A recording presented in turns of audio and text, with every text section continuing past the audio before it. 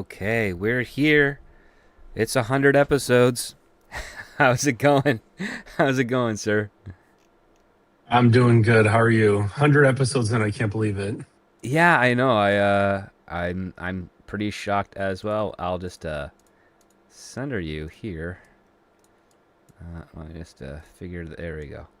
There we go. Now you're nice and centered on the stream there. Yeah, it's been one heck of a journey. 100 episodes, 100 unique scripts. Uh, I've done the numbers. Most of them good. Like the majority is a green light or a double green light, but it's a slim majority. It's like 56%, which Oh, is nice. is not bad. It's actually better than most you'd expect at this point. So it's pretty fantastic to have. And yeah, that's right. We've done this for 100 weeks uninterrupted. A couple of recorded shows. But yeah, it's been quite a journey with you and all the other co-hosts, and here's to trying to keep it going another 100. It's going to be tough Yeah, as it's been fun. I was part of some of those double green lights and stuff, so it's been interesting. yep. At least the shows that I've been on to, getting a variety of stuff to read. And this one's going to be a little bit different than some other ones that I've read too. So it's been interesting, that's for sure. It is. I like how the show's been kind of sharing more insights into like the early stages of coming up with a film. And the other part too is I also like the swings that a lot of the writers we've covered over the last 100 episodes have taken. I mean, there's some big misses and some great hits. But Yeah, but here we some of are. them have definitely been a lot better than others. And I even some of the ones that I remember doing with you, it's been interesting. There's been a lot of feedback on some of them, and some of them were just really good, like stuff that we wanted to see made. Yep. So yeah, Yeah, that's the other part too that I'm pretty excited about is if you're following the trades out there, a handful of the scripts we've covered on this show are in production, and so we'll see in the next year and a bit which ones actually make it out, and will they do a theatrical release? Will they only be on streamers? That's yet to be known for certain, but yeah, it's one of the things I'm looking forward to seeing. How well did the script translate to the screen? How much liberty was taken from the production to change or rework or fix what they thought didn't work, fix what we caught didn't work, and make it into the final product. So I'm looking forward to seeing how that plays out. But for today's episode, it is going to be a standard show. I don't know how long it's going to go, but I do know that I am having to go to set for midnight tonight because we've got snowfall in the area, and we need to capture that. so, uh, yeah, that's one of the things there. So, I'll try to do maybe a group roundtable celebration, maybe tomorrow if I'm able to get off set early, or just another day throughout the week. But unfortunately, because I was given this alert like 3 hours ago when the snow started to fall in the neighborhood, everybody's kind of gearing up to go so that we can take advantage of the weather, because it's really difficult when you have, especially when you're doing a show that has snowfall required in the script, to be lucky enough to have days where it's naturally snow falling and you're not doing it artificially with like rubber, styrofoam, or getting giant blocks of ice and throwing them into the wood chipper to, to simulate snowfall. So, with that being said, yeah, let's get into the 100th episode of Scripts on Saturdays. Welcome to Scripts on Saturdays, the only screenplay review show on the interwebs discussing scripts both professional and amateur circulating around Hollywood, giving you, the TV and movie-going audience, a behind-the-scenes and inside track on what writers are pushing and what producers are buying. I'm your host, the Script Doctor, and joining me this week for the 100th episode is Raul. Back again to cover definitely a script that is very counterculture to the holiday weekend. that we're Yeah, that's for doing sure. today this week's show on. This week's script placed 16th in the 2024 Blacklist with 19 votes, written by Jonathan Easley, titled Bloody Mingo. And the logline is as follows. Investigating the crime scene of a potential homicide in the Appalachian mountainside, a deputy encounters a strange mountain community that claims to be haunted by an evil witch that lives in the woods. No synopsis for this week's script. Sadly, just did not have time to whip one up, and didn't want to rely on AI. So, with that being said, we're just gonna jump right in. Raul, what were your initial first impressions of, let's just say, like the first act or the first 10 pages of Bloody Mingo? Yeah, it was. I mean, so it's a kind of like a folklore horror kind of script, just to set the just to set the stage anyway for this script. Um, I like the beginning of it because it gives you. So it basically starts off. The title card has like a quote, which we can get into it if you want. Sure. But just in general. It's basically following this guy. In the script, it's just unknown traveler, and you basically get to see him walking around central Appalachia, essentially just kind of walking around.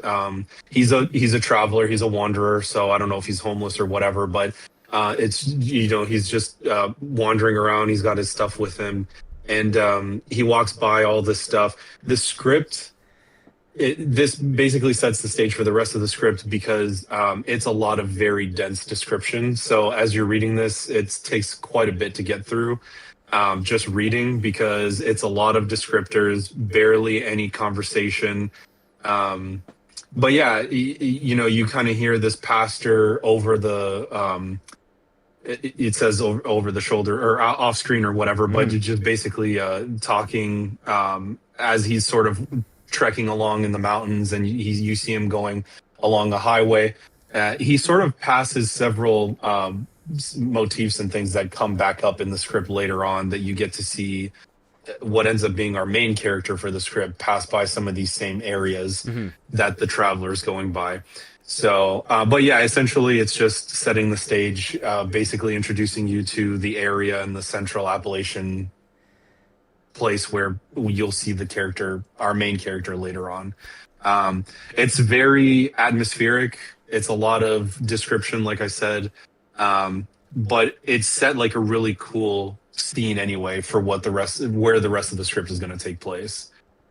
Yeah, the first 6 pages focus strictly on this unknown traveler, and it's the other producers, like, it's not thick giant paragraphs. They are sparse. Like, the average descriptor is no more than like 3 lines at a time, which makes it a little bit easier to read. But the um, the tapestry that it covers, so to speak, uh, strong imagery, very dense in its limited amount of usage of words.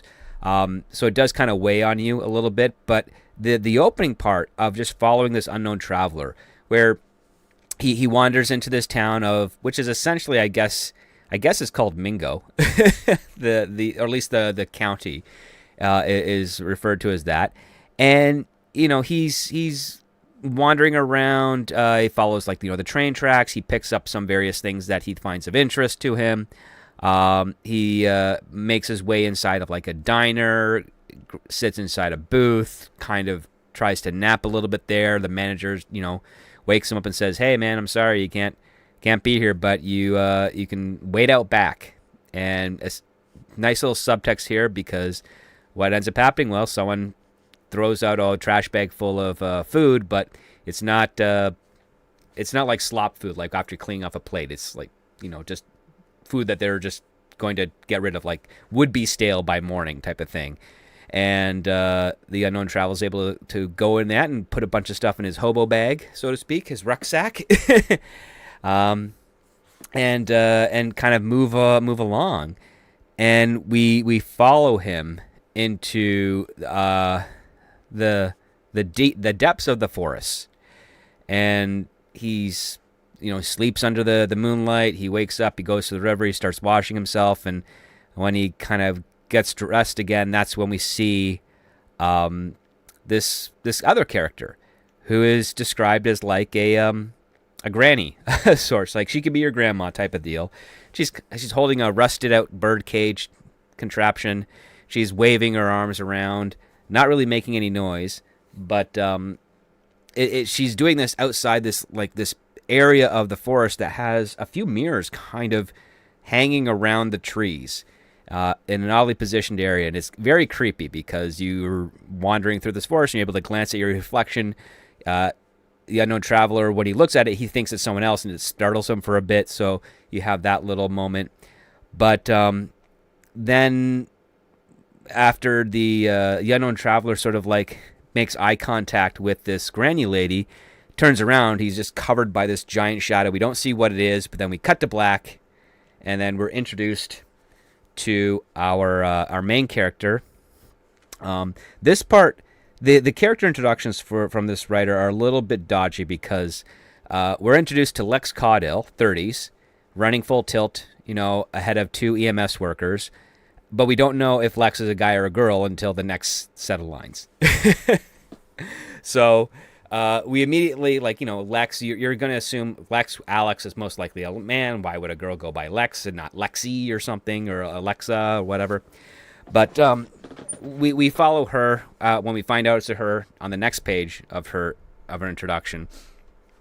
And there's been an accident with some log workers. One of them has been kind of crushed or hit by a log that swung in the wrong direction, I guess, when they were trying to fell it. And our introduction to her is, it's not really, I mean, she's a deputy sheriff, but it's not really at the forefront of deputy sheriff duties that you'd expect. It's mostly like, a doctor, an EMT, person who's severely injured. They should be taking lead in this. And this scene is kind of weird for me because it's very not connective to the story, and it doesn't really give us any information about Lex, or at least for myself. What about for you, Raul? What did you pick up from this moment? Yeah, no, I agree with you. The scene was sort of weird because when I was reading through it and then thinking back on it after I'd finished the script, so going back to the unknown traveler as well, when you're introduced to him, he's clearly been going through the mountains, like his journey takes him through the mountains and on the highway and a bunch of stuff. And then he finds like this tunnel, like it's like a dilapidated mountain tunnel whatever. Yep. Where vehicles, you could tell that it was like a dirt road and vehicles used to go down this, but now it's sort of overgrown and whatever, sort of like nature reclaiming this tunnel back. And he passes through there before he starts getting to the mirrors, the massive hole in the ground, which comes back later on, and then finally finding the witch or whatever. So essentially it's that he's traveled kind of a long way and he's gone kind of off the beaten path, and now he's into the mountains somewhere, like far into the mountains. And then going back to this scene that you're talking about, we get introduced to Lex, and right after this too, it's implied that she's like from a small town, right? Because mm-hmm. she's doing all this stuff, like you said, that's not like typical of what you'd think a deputy job is. And then you're kind of told that it's sort of a small town place, and she goes to like a bar or whatever. And then later on, when she gets her assignment, because she's going to be going into the mountains, obviously, like the paths sort of cross between these people, they send her, like the implication is that they send her kind of far away to go do this police work or whatever, which is strange because instead of this scene where the logger gets into an accident and then she has to go check it out with these EMS people, that sort of doesn't have anything to do with the rest of the script. Right. Why doesn't it start with something from the people that she finds, or this unknown traveler, something to do with like looking after this guy or investigating, or hey, someone saw him go somewhere and disappeared or whatever. Mm-hmm. I guess there's ways that they could have tied this in instead of just putting in a scene where I mean, they kind of, it leads to a conclusion later on, but nothing that ever comes back up again. And these people that we're introduced to, like Tommy, who got in the accident, and his wife and stuff like that, never come back up again. Come back up again. The unknown traveler, I guess you could say, for a classic parallel, be like the start of Rambo, where John Rambo's kind of walking through the small town, and some people are getting a little annoyed by that. And it would have been a little bit more useful if this unknown traveler happened to walk by this town and we got introduced to Lexi's basically saying, hey, like, you got maybe 48 hours in here before we have to ask you to leave. And then Yeah. and then you have the reveal, which is like, oh yeah, that guy, he's dead. And well, we assume it's that guy we asked to leave who's dead. And then Lex can ask, well, why is that? And the sheriff can say, well, you're going to have to go up there and find out for yourself because they're not telling us. All they're saying Yeah. it. And then when we get to that point, we can explain why it would be that way. But and instead, we have this completely other story that has nothing to do with the central plot at hand. Doesn't really do a great job of introducing Lex, even though it segues into her at the bar after work. She smiles at a handsome man that approaches her, but he, gives her a look, smiles back, pays her a drink, and leaves. And of course, Lex is like, okay, I don't have any game. So, I mean, that raises another question. It's like, well, why? What is it about her that people are off? Is it because they all know that she's a deputy sheriff and they just don't want to deal with that? We're missing anything. She has no support structure or friend structure around her other than her job, and there's no payoff to that in the first act. Yeah, we're not really given much information other than the guy looks over or whatever, but then pays for his drink and sort of walks off. So they don't have like any interaction. There's nothing that says something would be off about her or whatever, that he walked away or kind of saw as like a red flag or something. Right. So yeah, I guess not much comes of it, I suppose, I with mean, her kind of her whole introduction. Yeah, and the other part too is I'm not sure if the writer is trying to imply like she is supposed to be a loner, but if you're a loner, why would you go to a bar when you just go to like the liquor store or 7-Eleven? You grab your booze, you pay, and then go home. Like you go to a Right. bar because you want to interact with someone else. Don't even have a bartender scenes, exchanging like, "Hey, Lex, how you doing? Sorry, tough break about that Tommy guy." Yeah. How do you think his wife's gonna deal with this? And like, none of that shooting the breeze type of stuff here. Instead, it's silent, it's quick. We then follow her at home. She watches infomercials, wears a sleeping mask, keeps getting woken up oddly in the middle of the night. We don't know why. But she gets the sense that there's something in her room. There's nothing in her room. And then we cut back to her job in Mingo County Police Station. And that's where we find out from her boss, Sheriff Hudson, that, we're sending you up to this place here because a dead body turned up. And the governor, with re-election coming up, wants to make sure that every person who winds up in the coroner's office gets justice for how they got there. Like, find out who put them here, and that'll make the people feel like the governor pays attention to them, in addition to the very high class donors that support his campaign. That type of deal. Yeah, and like you said, I think it would have been interesting if this all came about because she had told the traveler to move on.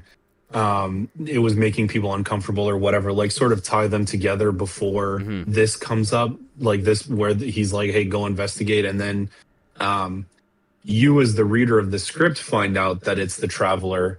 She hasn't crossed paths with him before, though, in the script. So she's basically just investigating some random guy that they assume is like a drifter or whatever. But they don't have any interactions or anything. I think it would have been cooler if she had some interaction with him, or her actions caused him to move on and walk through the woods or something, and maybe she feels some sort of guilt for it. Same with the like you were saying, same with the bar scene. Like it comes up later. You find out some more stuff about Lex as we go on, and we'll talk about it. But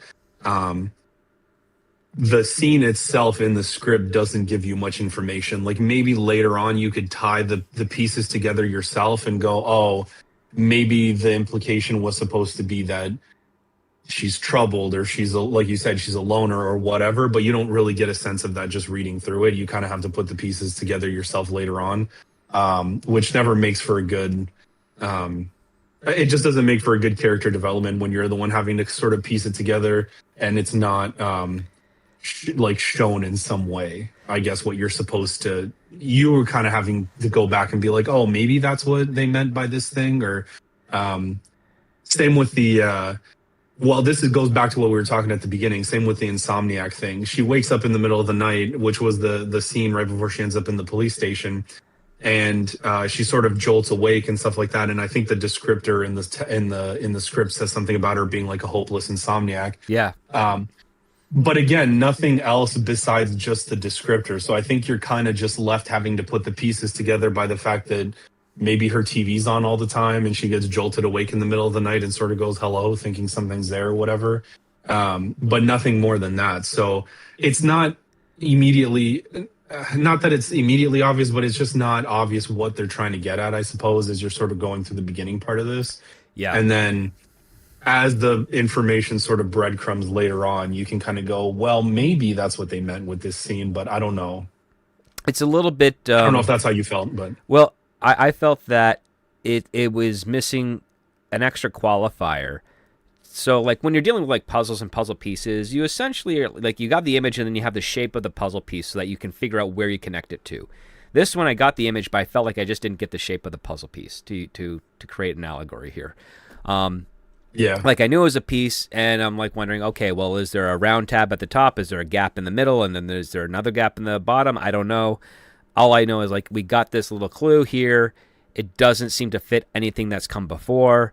And for us, it's several dozen pages before we find the other part where it pieces together after. And when you have such a gap here, it kind of makes you forget about the puzzle piece. and I felt like, okay, if we understand, okay, she lives off of coffee, she gets maybe an hour of sleep a night or something because she's woken awake by something.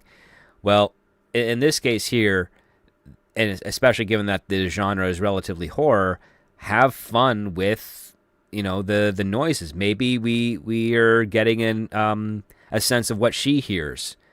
And then we have that kind of double take moment where we realize, oh, what we heard was just what she fabricated in her head. It's not really there. This is probably an issue that she's going through. The next question that would be raised is this something that how well is she able to keep this a secret so that it doesn't compromise her job? Because if she's constantly coming into work with like bags under her eyes and drinking lots of coffee, you know, is that the reputation that she's always had living in this town?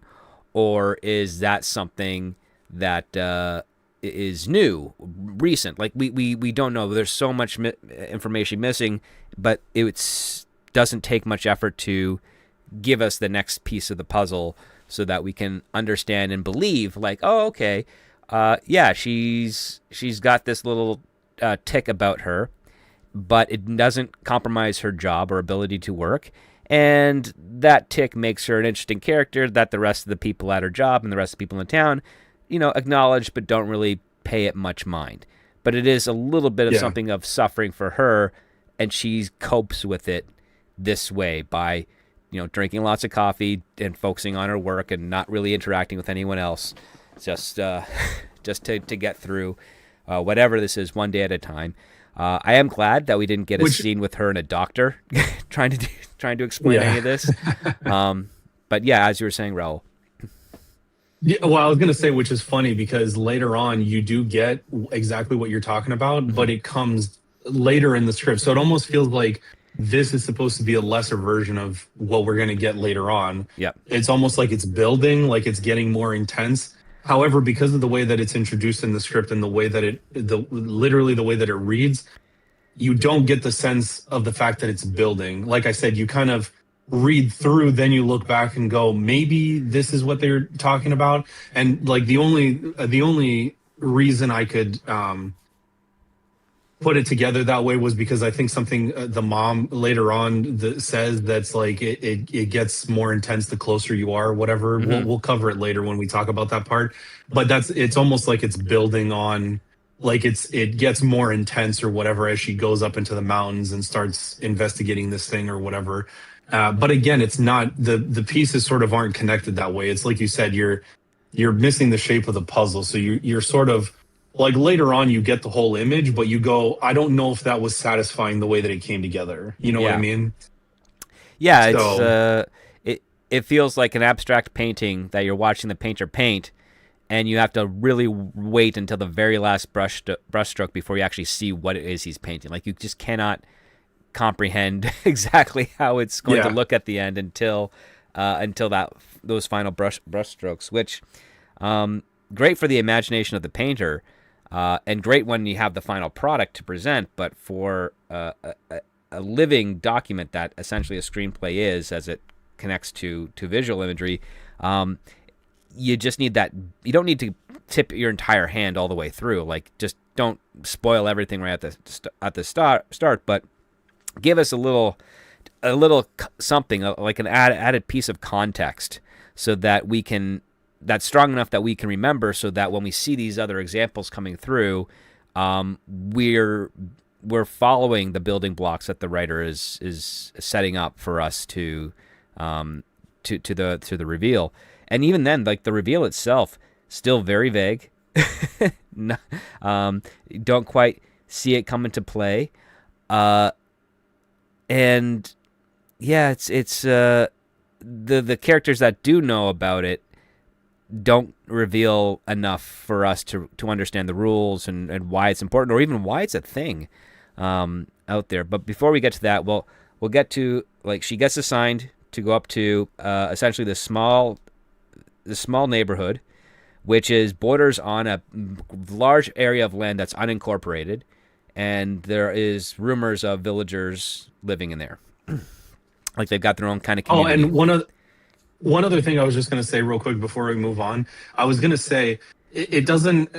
I guess I don't want people to think that I'm saying that everything has to be super obvious and spelled out, because that's not what I'm saying. But it could have been like something as easy as, which leads into one of the things that we talked about. This is just the descriptors being very dense. There's actually very little conversation in this whole script. Yeah. There's like, I can count probably on one hand the amount of like detailed conversations that people have in this. The rest of it sort of is just, like I said at the beginning, like atmospheric description, whatever, that kind of stuff. Which I think plays into the problem, because if you wanted to set it up and you wanted to sort of build on it, it could have been something as simple as her having a conversation maybe the next day at the police station with somebody maybe that is closer to her or that she trusts or something. And he says, like, you know, oh, you look like crap or something like that. And she goes, oh, I haven't been sleeping well or something. And then maybe they just shoot back with a line like, oh, is it the visions again or something, like whatever, you know, like maybe Nightmares they or know something, something yeah. about her past. Yeah. Yeah. Something like that, where it's kind of like, okay, that's what that was. So at least now you can start putting it together. Like, she kind of has a troubled past. She's been having nightmares. Clearly, she's a loner because she tried to meet somebody at the bar. It didn't work. She tried to have conversations. It didn't really work. You know, like that kind of stuff. She seems to be sort of like the married to the job type.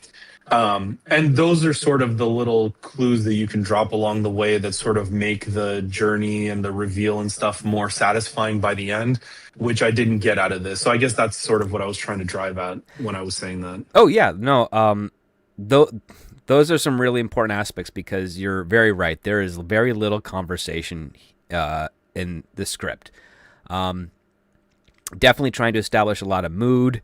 Definitely creating some really great visuals here. Like, I'd never felt like I was lost in where we are. Like, even though the writer doesn't really establish like a type of geography of the scene, you still get a strong idea as to how it looks, what's going on. Very strong use of adjectives and verbs to paint a picture. So, I mean, it was not lacking there. But I will say, like, I would like to know more about this character, because first 6 to 8 pages are about this wandering, unknown wanderer who just kind of, is pulled out of the script at that end of that section. We then jump into Lex, and then following 10 pages, she maybe has 3 or 4 lines at most. They don't tell us anything really about her, because she's addressing a problem. At the best, it could be like, oh, she's calm under pressure. and it's like, okay, that's one thing we got. She gets her assignment. She drives up to this place that's supposed to have the body, and it's not a coroner's office or anything like that. It's a barn. and it's a barn that has a whole bunch of animal meat in it that Trapper Joe, who runs this barn, butchers. And I thought, oh, here's an interesting quirk. You have a guy who butchers animals, who's the town butcher and the town trapper, it looks like. And he's also the guy responsible for keeping corpses on ice until a medical examiner can, conduct their examination, and the police can follow up. And this we do get, like, this is where we get like the most dense dialogue of the script so far, like in the first act, and it's all Trapper Joe. And he talks kind of like a character you'd see in like a Coen Brothers film, like Fargo or Burn After Reading. But yeah, like Lex brings up this very important thing, like, oh, there's a lot of these dead animals around that you cut and butcher and then you sell to people to eat, and you happen to also have a human body among them. And Trapper Joe says, well, it's my freezer is at 36 degrees for slow decay, and I keep it above board. Everything follows the rules. Everything is all like clean and separated, and nothing to worry about. The only thing I can't account for is that we all breathe the same air. Yeah, he's very adamant about the fact that he follows the rules. Like, Yeah. he has his freezer set to a certain temperature and he plays by the rules. And so we see the body of what we as the audience know as the unknown wanderer, but Lex doesn't know that, neither does Trapper Joe. And what is the strange aspect of the body of the unknown wanderer that kicks off this mystery? Something we find out later is a common thread between all these people that disappear is that their head is missing. They are decapitated bodies. That's right. So that's one of the things that's that would make it a little bit difficult if we were to have Lex having met this unknown wanderer first, and then shoo him out, and then it's like, oh, he come up to a body and there's no head to it. The only way you'd be able to identify him is if he had the same clothes. But for Lex's point of view, that scene didn't happen, of course, because we just made it up. But for purpose of this one here, there is no identifying marks on this person's body. The only thing that both Lex and Trapper Joe acknowledge is that his head was cleanly cut by not an animal. I'll just put it that way. And then for Lex, the thing that kind of bothers her is when Trapper Joe says, oh yeah, we get about a dozen of these a year. Like 12 people die from head decapitation, and Trapper Joe is responsible for storage, and then later, afterwards, disposal. And that's why he wants to make sure it's clear that everything is stored properly, and he follows the standards, and he keeps that 36 degrees, and he also keeps incredibly detailed records, and he is more than happy to provide them for Lex. And I do like the follow-up to that, where as she's going through those records, she's quite shocked. She's like, oh yeah, he does keep really detailed records. Like this is a guy who does not play around. And it did make me like Trapper Joe, because he only really gets like this one real scene, and he stands out. And at this point, like, we're less than 20 pages into the script, and I'm thinking, man, I would have loved the same level of information for Lex at this point, because I know more about Trapper Joe than I do about Lex. I was thinking the same thing. By the time you get to this point in the script, you're like, oh man, it's an interesting character. It's this weird guy that does, meat butchering basically or whatever, and then also keeps these dead bodies in his freezer for a while. And yeah, it was interesting. His dialogue was interesting. He had like a very it's like almost like a matter of fact way of speaking, even though everything that's happening around them is very weird. Yep. But he doesn't seem to be very fazed by it anyway. It's like this happens regularly, like you said. They get how many ever bodies every year like that. And yeah, it was interesting. And then I like you said, I kind of wish. Well, the unknown traveler first was like, okay, yeah, this is interesting because you're getting to see a part of his life, like you're kind of following along with him, so you're like, okay, this is interesting, and you sort of connecting with this guy as he's going through the woods and wandering around and whatever, and then it cuts to Lex, which doesn't have that many interesting things going for her, I suppose. Like, not very much that you find out about her. Dialogue sparse, not really there. Don't find out much except the fact that maybe she's insomniac, sort of. And then you get this guy that's really interesting and has dialogue, and you're just like, I wish the main character maybe got this much, talking and stuff about her background, or somebody said something about her history or something that I could relate to. But yeah, Or she had more interesting questions to ask. Like that would have been right. something else. Like she has basic one where it's like, okay, so how many do you get a year? Did they remove his organs? Like it's all like, just the facts, ma'am. NCIS stuff that your day player comes in to espouse, and then you got the one character's like, oh, I've got this juicy role. I'm gonna really like have fun with it. That's Trapper Joe. And I feel like maybe the lack of dialogue was, I don't know, maybe it was like a choice because mhm, in some, I feel like I've maybe seen sort of movies like this that got made and it's like very eerie. People say like very little or whatever, and you're kind of just meant to pick up stuff in context or whatever. mhm. Um, but I think in this one, it's sort of to the detriment, especially of the main character and stuff like that, where you don't get very much. It's so little that you don't get much out of it, essentially. Yeah, its minimalist aspect seems like it's been up to 11, as opposed to keeping it Yeah. more balanced. Because again, like after she's with Trapper Joe, we follow her alone again, and she's just kind of going through um, the steps of an investigation. We follow her loading up all the details of the records that Trapper Joe provided her. We see her going through the effects of the unknown traveler. And the only kind of interesting part is that we see, oh, there's this crumpled up pink flyer that was hidden in his sock. So I'm going to put that into its own separate evidence bag. The flyer's ink has run pretty badly, so you can't really make heads or tails of it. So she decides to go check into her hotel or her inn at the Lonely Logger Inn. So it's a little on the nose there. So it exists for one person. And as she goes through the files, and then we cut to she's following, I guess, where the body was found, wandering into the woods. She ends up seeing, well, blood soaked on a lot of the trees around, and a very creepy image, one that I appreciated, which was she finds like entrails and guts and gore strung like lights on a Christmas tree across the branches of various trees in the forest. And I thought that was a pretty good descriptor. That's definitely something that, I mean, you can't really put it on the poster, but you show that to people in the movie theater, they're gonna cringe in all the right ways and want to share that with their friends. Be like, you got to see this movie. There's this really creepy thing they do in the forest, right?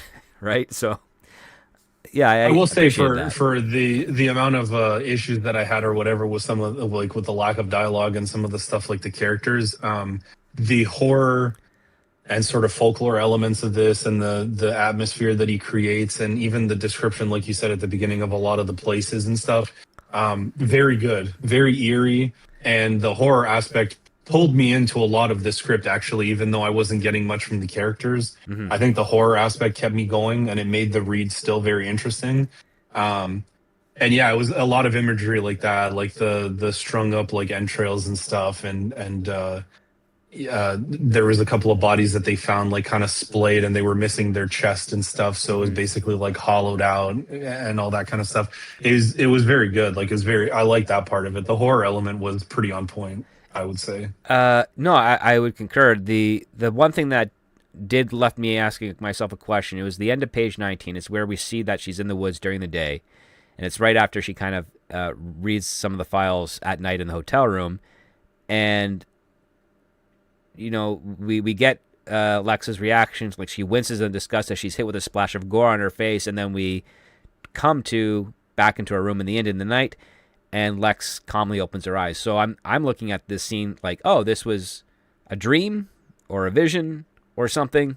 Um, it it felt a little bit pulled back away from what we as the audience were supposed to understand of it to be, or like anyone else reading. Like if a director saw this, they didn't read the next page, they'd be like, okay, we're going to do a straightforward day shot in the woods doing all this type of stuff. And then you read the next page like, oh, wait a minute, is this supposed to be a vision? And if so, I'm going to want to film that a different way. So the director have to go back Yeah. and redo their notes for everything.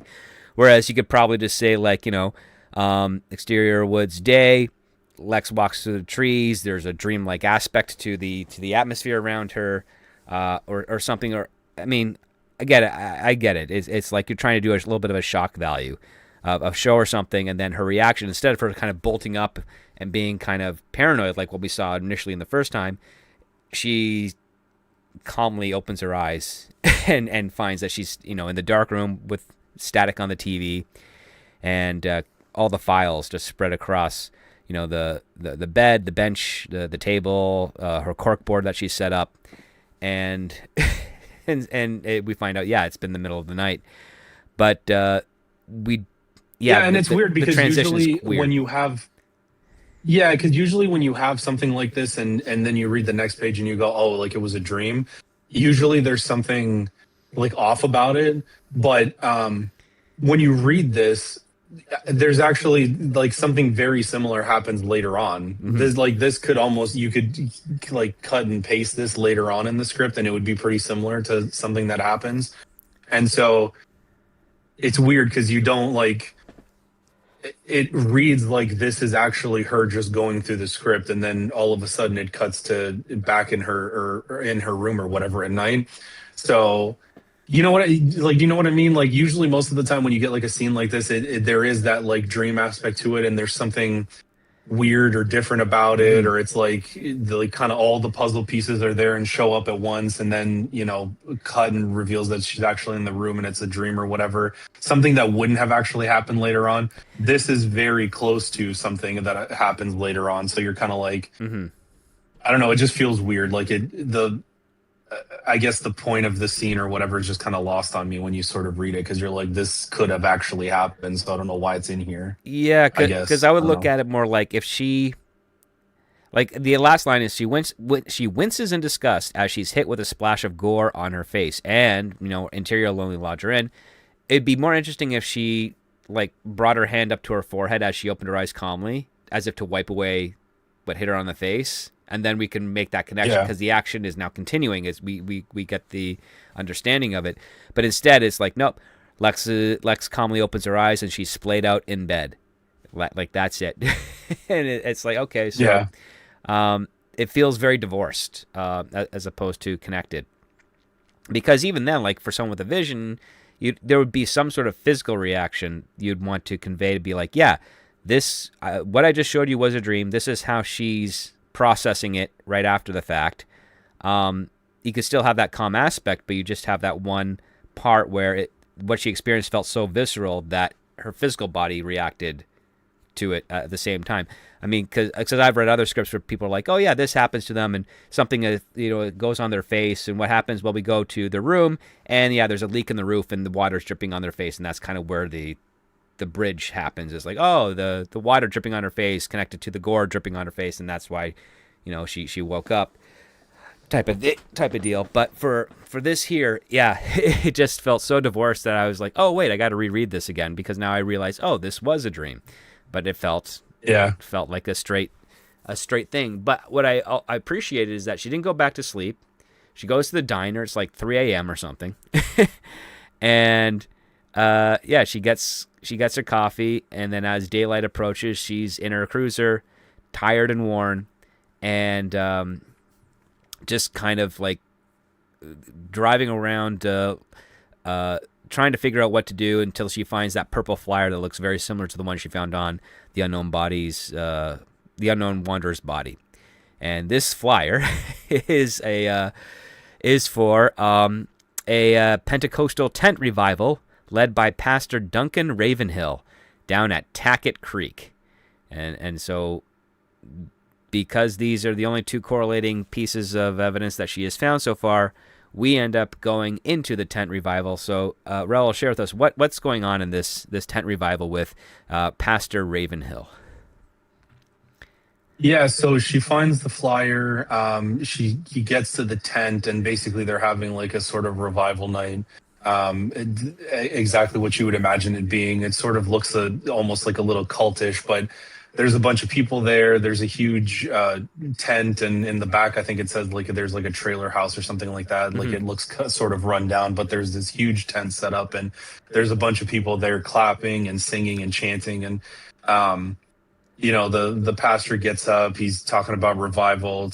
Basically saying a bunch of stuff. And as she's sort of going through, she sees the pastor. I think he's described as being like sort of middle aged, like I think 40s or something like that, Yeah. basically.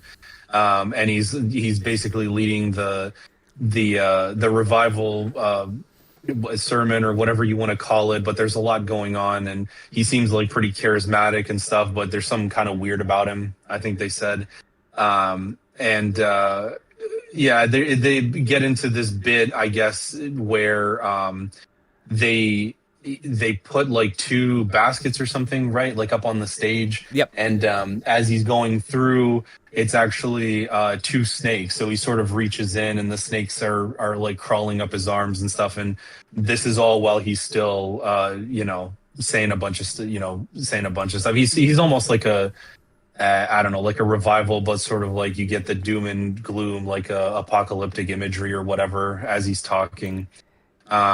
And I think right before that, because I just scrolled past it, she makes eye contact with a couple of people that will be important later on. But he sees this guy with his young daughter there at the tent revival. So, that's one of the people. But besides that, it's just a lot of like cheering, tambourines, singing, all that kind of stuff, Chanting in and tongues. yeah, chanting in tongues, all that kind of stuff. A huge, like, whatever, like, theatrical displays and all that kind of stuff. And essentially, the pastor ends up with these snakes, and it ties into his sermon. He's talking about those who believe can be bit by snakes or whatever and not die and not get sick. And this is as the snakes are crawling all over him. And then one actually ends up, as they go on, one ends up biting him on the forehead. Yeah. And he sort of, his forehead and his face sort of swell up and whatever, but he sort of gets back up and starts, keeps going on with his sermon or whatever, pretending basically like nothing happens. But like he was bit, but he'll be fine or whatever. Yeah, people were freaked out when he was bit because he has he has a rattlesnake on one arm and a cottonmouth on the other, and one of them gets him right in the forehead. He drops, but then he's still continuing, like he's still speaking, and he's pushing through, and he's slowly rising to his feet, and he's saying like, go away, Satan, that type of stuff, and everybody is just awestruck and a little bit kind of uncomfortable, but this is what happens. And then we cut to the trailer house, and it is completely like off grid, like there's no electricity in it at all. And one of he's got oil lamps or whatever. Yeah, they got like oil lamps and simple modern shelves. No refrigerator, no microwave, nothing. But there is a little suitcase with some anti-venom that one of Pastor Ravenhill's men is drawing and injecting into him. And we find out that, we usually have the venom drained out of the snakes before we go on for this. But I guess this one had a bit left in him. And I'm like, oh, okay, so yeah, that's the little scam they're running there is, you manipulate the snakes so that it emboldens the faith that you're preaching as a snake handler, as opposed to something a bit more sturdy. But in this case here, like again, Ravenhill, far more interesting character because what is Lex there for? Well, she's trying to figure out like who this guy without a head is, and that they had one of your flyers, and maybe you would recognize him. And of course, Pastor Ravenhill says, well, that's still hard to say without a head, isn't it? It's like, it's a very logical thing. It's like, what do you do when you're trying to identify a headless victim? Well, you're SOL, man. You don't have no dental records. Fingerprints only go so far. And if this guy was never in the system, which looks like that was the case, they've got nothing. But Lex does ask about like, well, what about the people that come to your sermons? You have your regulars. Do you have your once in a whiles?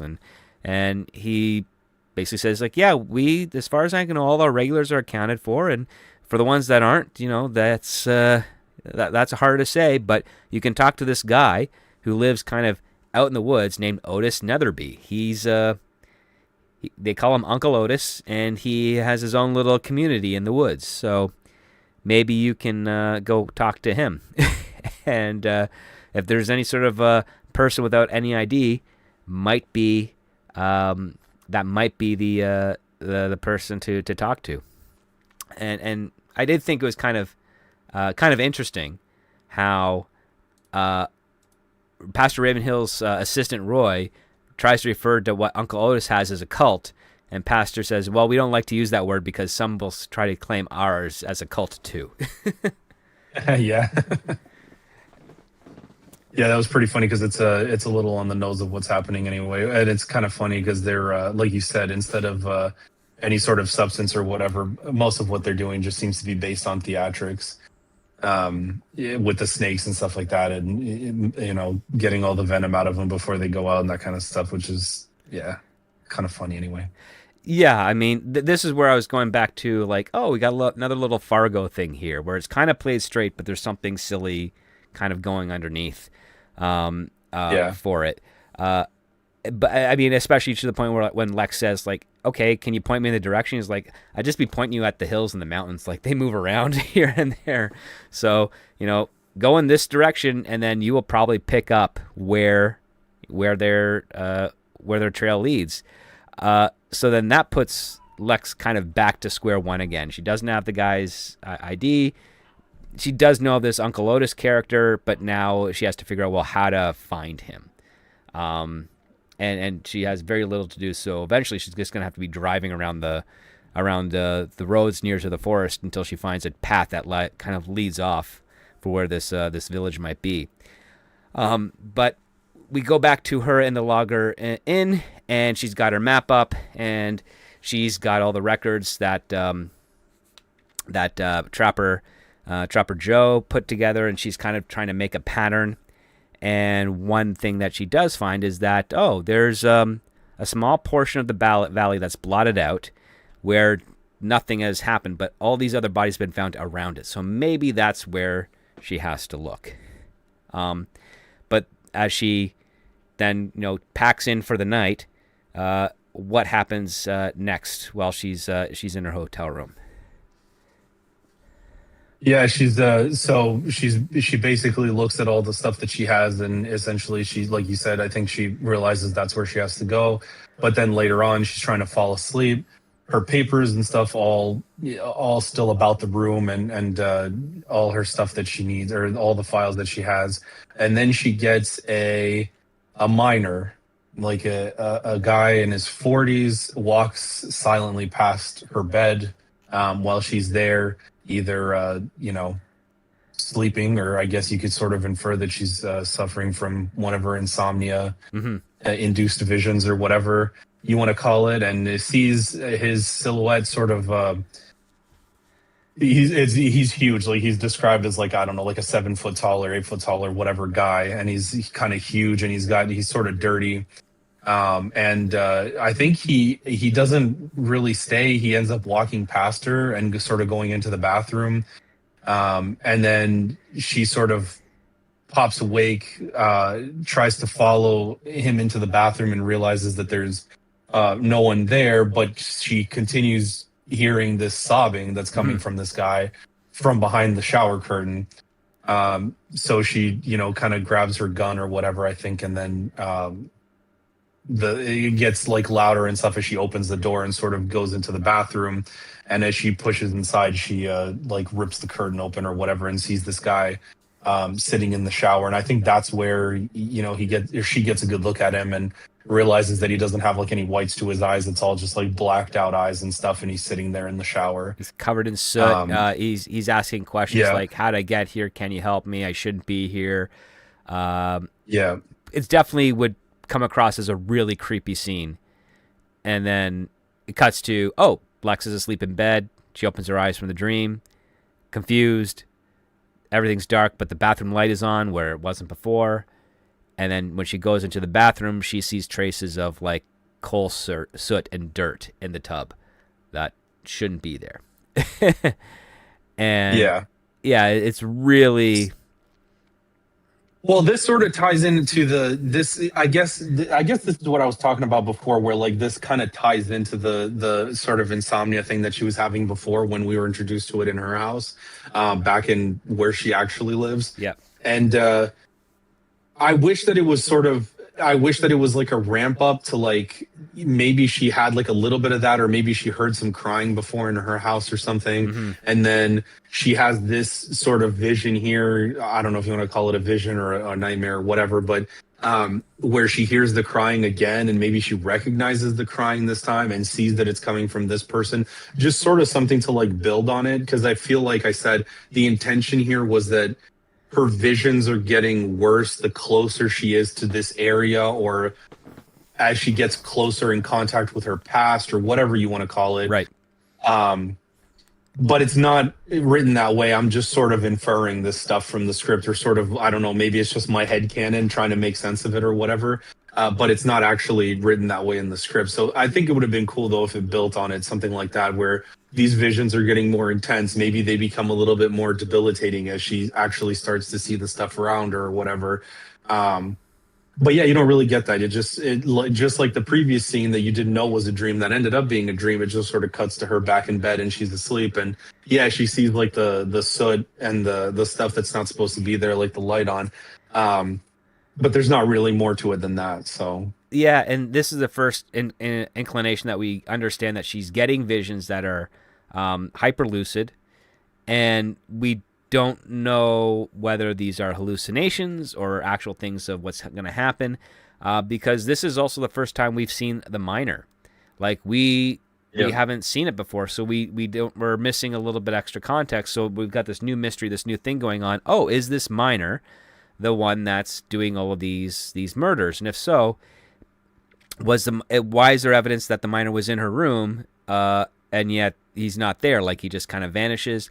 There's also a little bit of a tease that the witch was also in the room, but she was in the dark corner of the room, so Lex didn't quite see her. But when she hits on the light switch, the witch has vanished, and so yeah. we've got that kind of air going around here, and Well, it's sort of like bleeding into reality, right? Because Yeah. you're supposed to it's sort of implied that this is a dream, right? That she has a dream or whatever, because she wakes up and she's back in bed again. But then she goes into the bathroom, finds all this stuff. Like it's written then as like, oh no, this stuff is happening like in reality because the stuff is there, like the evidence of the person being there. Mm-hmm. And then when she's in the bathroom, she sees the witch in the dark corner of the room, and she's doing the same thing, which is waving to her.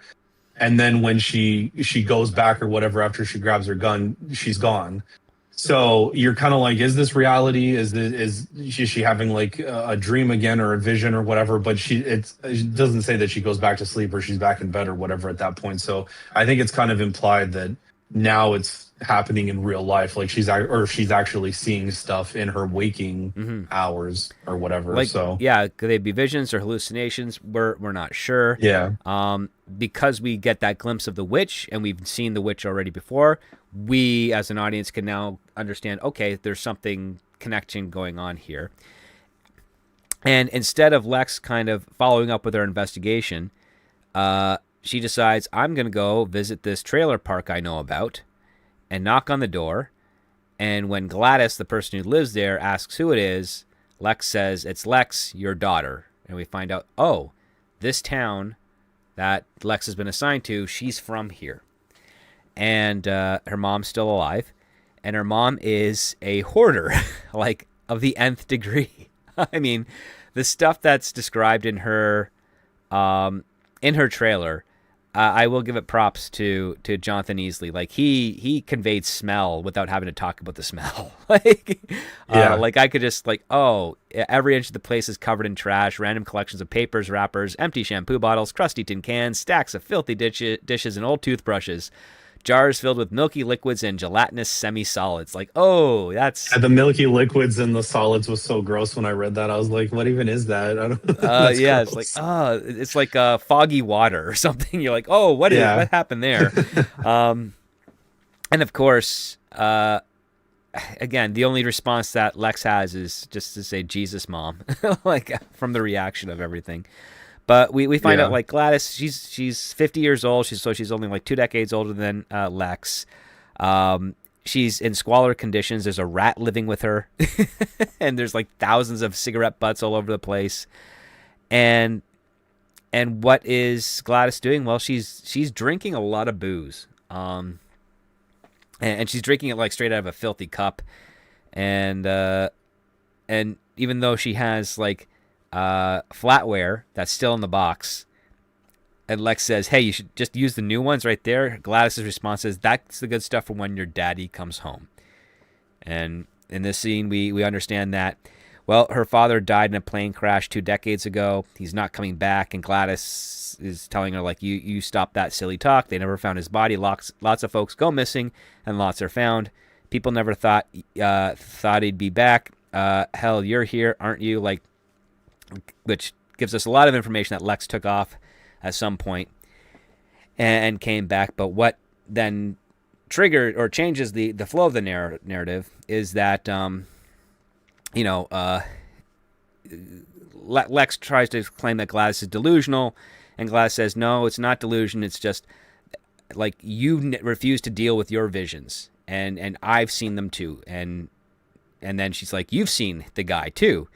And of course, Lex feigns ignorance, and Gladys, like, the big fella, always crying, doesn't like it here. This describing the minor, and then Gladys has that kind of old wisdom character thing, like, "Oh yeah, you've seen him all right. We've got the same connections to the land as I do," and this is where we start understanding that her visions, that she has not talked about to anyone else before.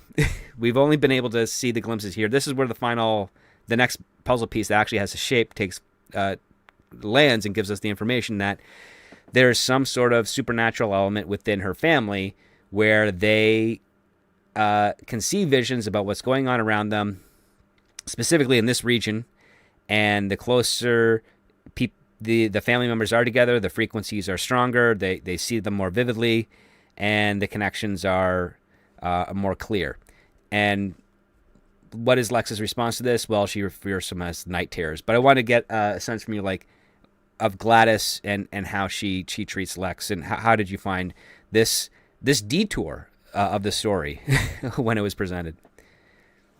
Yeah, I feel like, I mean, I like it because you find out that she has, like, you're finding out about the character finally. So I Mm-hmm. feel like this is nice because you get to find out, well, she has this mom. The mom clearly hasn't dealt with the loss of the father. Her father died in this plane crash. Um, and the thing that ties them together is that they're all having these visions. But which is nice. So that part, you're kind of finding stuff out. It's like, okay, she has a troubled past. She kind of ran away. Clearly, she, whatever, buried herself in her work, pretends none of this stuff exists or whatever. And now she's kind of having to deal with all this stuff. The visions are I don't know if they're coming back, but she's certainly having visions at least, and Mm-hmm. her mother seems to have the same ones.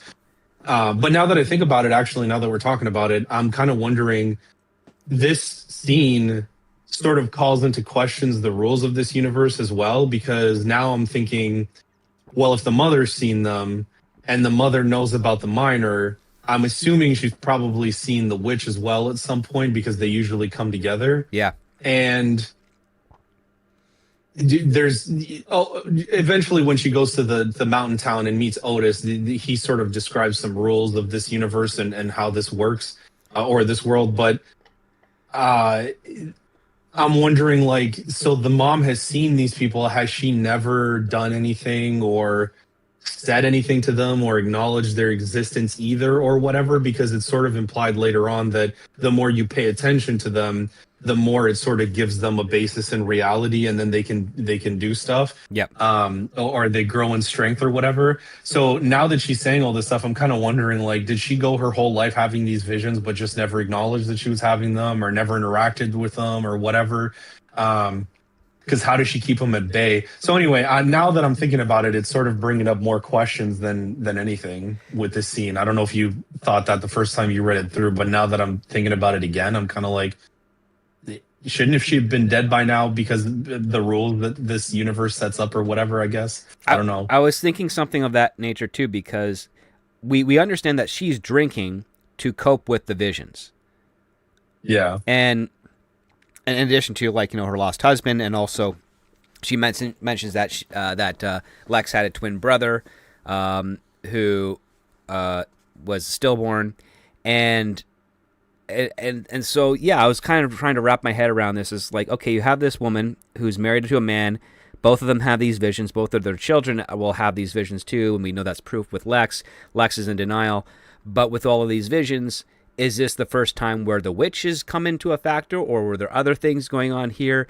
What is the Yeah. reputation of this? Because I mean, if Gladys is this character that has visions, and maybe she made an effort to try and warn people about it, and the reason that she's a hoarder and she lives out in the middle of nowhere is because she was driven out of the general population, that would be of something of interest. And it would also be, you know, something of interest if, say, Ravenhill, the Reverend, said, yeah, there's this village that's outside there, but don't be confused by this one little off the beaten path. That's where the old crazy lady lives, Yeah. who says all sorts of nutty stuff, hoping for things to come true, and they never follow the way that she is. She's an alcoholic. She lost her kid. She lost her husband. If you find yourself there, turn around and keep going further, because that's not the village. And that would give us some more context into the fact that Gladys is the type of woman who, or the type of character specifically, who, when having these visions, tried to do something with them, only to get exiled from the community she was trying to help. And because she can't stop these visions, and the only way that she can think that she can stop them is to get the people to be aware of what's going on. In order to hide that, she turns to alcohol to kind of numb her body to the trauma that she's experiencing with these visions. And for Lex, who we're getting from Gladys, experiences the same ones, Lex's decision was to just get as far away from the town as possible, because if the town is the connecting point of that intensifies these visions, the further are you away, the more normal your your life will be. These are Yeah. all things that we have to kind of piece together and fill in the blanks ourselves, because the information, again, I'm appreciating the fact that it's not on the nose exposition, but I would have loved a little bit extra context or a little bit extra conflict that kind of masked the exposition, so I could understand more of what the rules are in this universe. Yeah, or yeah, like it would have been something maybe as simple as the mom just saying like, "Well, drinking's the only way, like I can ignore them," or something, or that it doesn't get overwhelming or something like Mm. that. So that way you kind of know, like, okay, she drinks to sort of not pay attention to these things. She acknowledges the fact that they're there, but that's her way to kind of keep it at bay or whatever. Mm-hmm. Which would have made more sense in the context of the universe, because having read the rest of the script, like we'll talk about it, but there with the rules that they present later on, that would make a little bit more sense as to why she has the visions but can deal with them or whatever. So yeah, because like I said, now thinking about it, it kind of brings up more questions than anything about like, well, how has she been dealing with these visions the whole time? Did they just start recently? It's implied kind of no, because if she knows she's had them and the children were going to have them as well, I guess it's sort of implied that this has been going on for quite some time. I Um, guess so. Yeah, it's really. I really wish I I had an guess answer. especially since the husband's been dead for 20 years, like did the vision start 20 years ago, or was anyway, I have more questions that I would have liked some answers to, like you said, before we get to the rest of what's happening like present day. So, Exactly, because when we finish this scene, we find out that really the scene all it does is it gives us a little bit extra details about the visions and about the lineage to it. And then the next part of the scene is that, well, Lex goes into her old bedroom, finds a photo album, and takes that with her. And yeah, she takes that with her just to take it with her. Like, there's no other reason going on here. When as she's heading towards her car, she takes a detour and stops by the grave marker of her twin brother, who is named Henry, born on the 2nd in 1988 and died on the 2nd in 1988. And then it goes straight to a sporting goods store where Lex is stocking up on like camping equipment and hiking equipment and rock climbing equipment and everything that she needs in order to like go through the mountains and survive. And it's kind of almost like a little bit of a montage. you the writer describes a scene of like going around winding paths, which reminds me of the opening to The Shining. Just the winding roads along mountains and tree sides. Then you got the dirt path. It's just tons of description. I think it's like 3 or 4 pages where there's almost no dialogue, or maybe 1 or 2 pages. I might be a little bit using a little bit of hyperbole there, but it's like 1 or 2 pages, no dialogue until she kind of gets to this dark hole. And this one raised another question because she has a radio on her, and apparently I guess she's connecting to dispatch.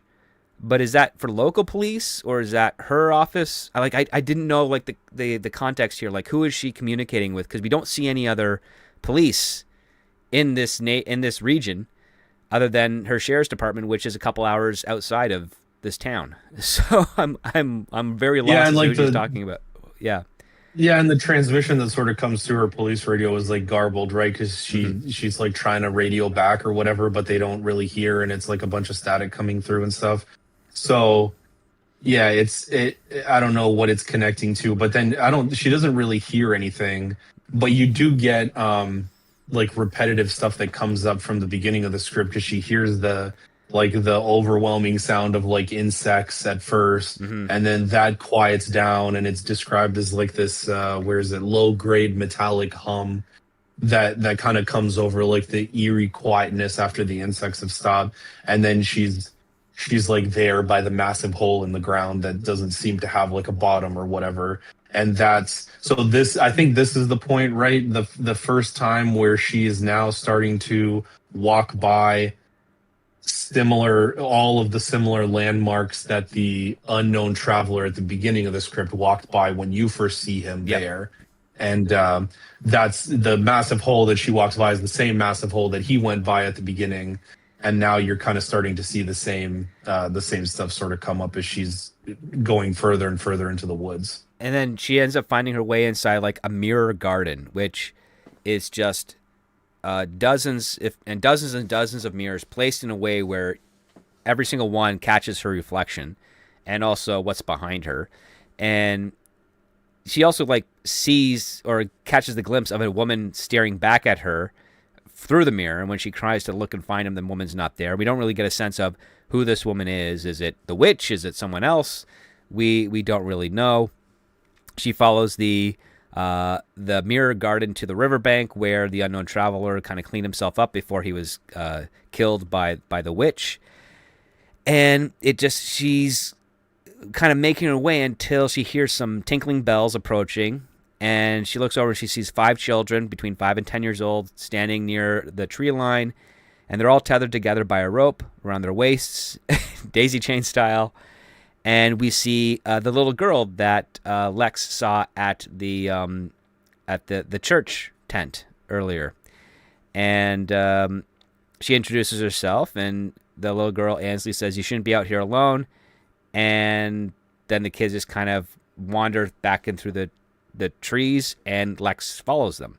So we have this kind of happenstance situation where we have 5 kids out on their own without any parental supervision, tied together, who happen to find Lex and then lead her to their mountain encampment. And this so happens to also be the place where Uncle Otis is in charge. So this is the very encampment that she's looking for. How lucky is it, as she went to this area, that she found someone nearby to help guide her to this direction. Yeah, and it's funny because she sees like the witch and the miner and stuff, so you know that she's already had an encounter with the visions. It's presumably the same ones that the unknown traveler had at the beginning, because I think even at the beginning it describes the huge like 7-foot tall guy that then ends up decapitating and killing the unknown traveler, right? So you would assume, like, as you're reading this, okay, it's probably the same visions or the same people or whatever, same monsters. And she comes across, right before she sees the children, I think she comes across like the bloody rock and stuff where the unknown traveler was killed. So it's the same location. He was there at the river, kind of like drinking out of it, and then sees the witch and the miner. And then, but instead she doesn't see anything. She sees the children. So it's kind of funny anyway because she's already had an encounter with the visions, but then this time around she doesn't see, like you almost think like they're supposed to pop out again, but then she doesn't see Hmm. she doesn't see anything. She just sees these five random kids that then lead her to this encampment. So it's kind of I don't know, it's kind of funny. I sort of expected to at least encounter some element of danger, I would say, or something in regards to because she's exactly in the same spot where this guy got killed. And you'd think like maybe she hears something, or maybe she sees something, or she thinks she sees something, and then these five kids pop out or something, you know. But it didn't. It seemed like there was almost like no danger or whatever. She was just kind of there, collected some samples, and then these kids pop up out of nowhere, or whatever. Um, Yeah, it was pretty. but yeah, I It don't was know. pretty confusing. Well, it was actually no, sorry, not confusing. It was pretty convenient. I would say it felt Yeah, okay.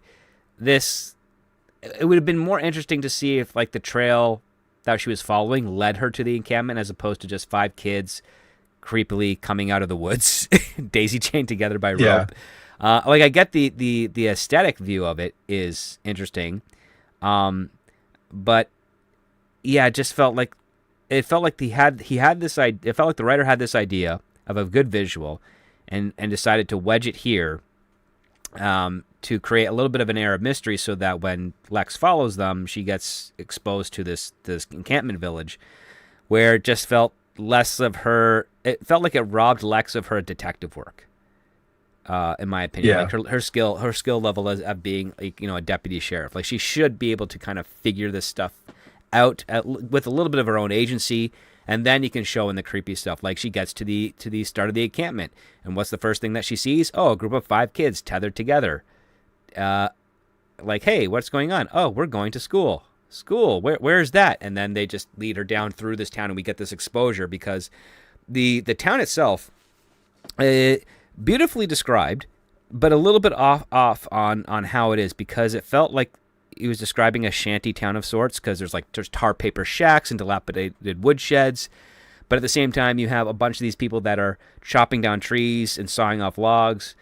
And I'm thinking, well, if this is going to be an encampment that this guy has run for a long enough time that the neighborhood knows about it, the town knows about it, shouldn't it be just be a bunch of log cabins of sorts, like crude to a Yeah. degree, but way better than a tar paper shack? Or like the way that I got the visuals, I don't know about you, Raul, but for myself, it looked to me like they scavenged a junkyard, grabbed all the stuff that they could probably piece together to create some shelter, and just never decided to improve upon it afterwards.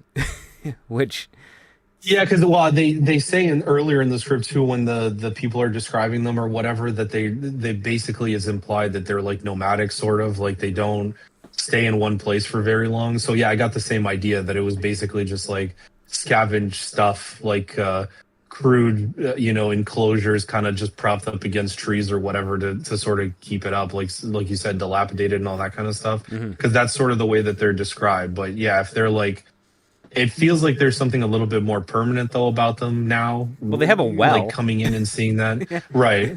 Like, yeah, it's like they have a well, they have their mirror garden.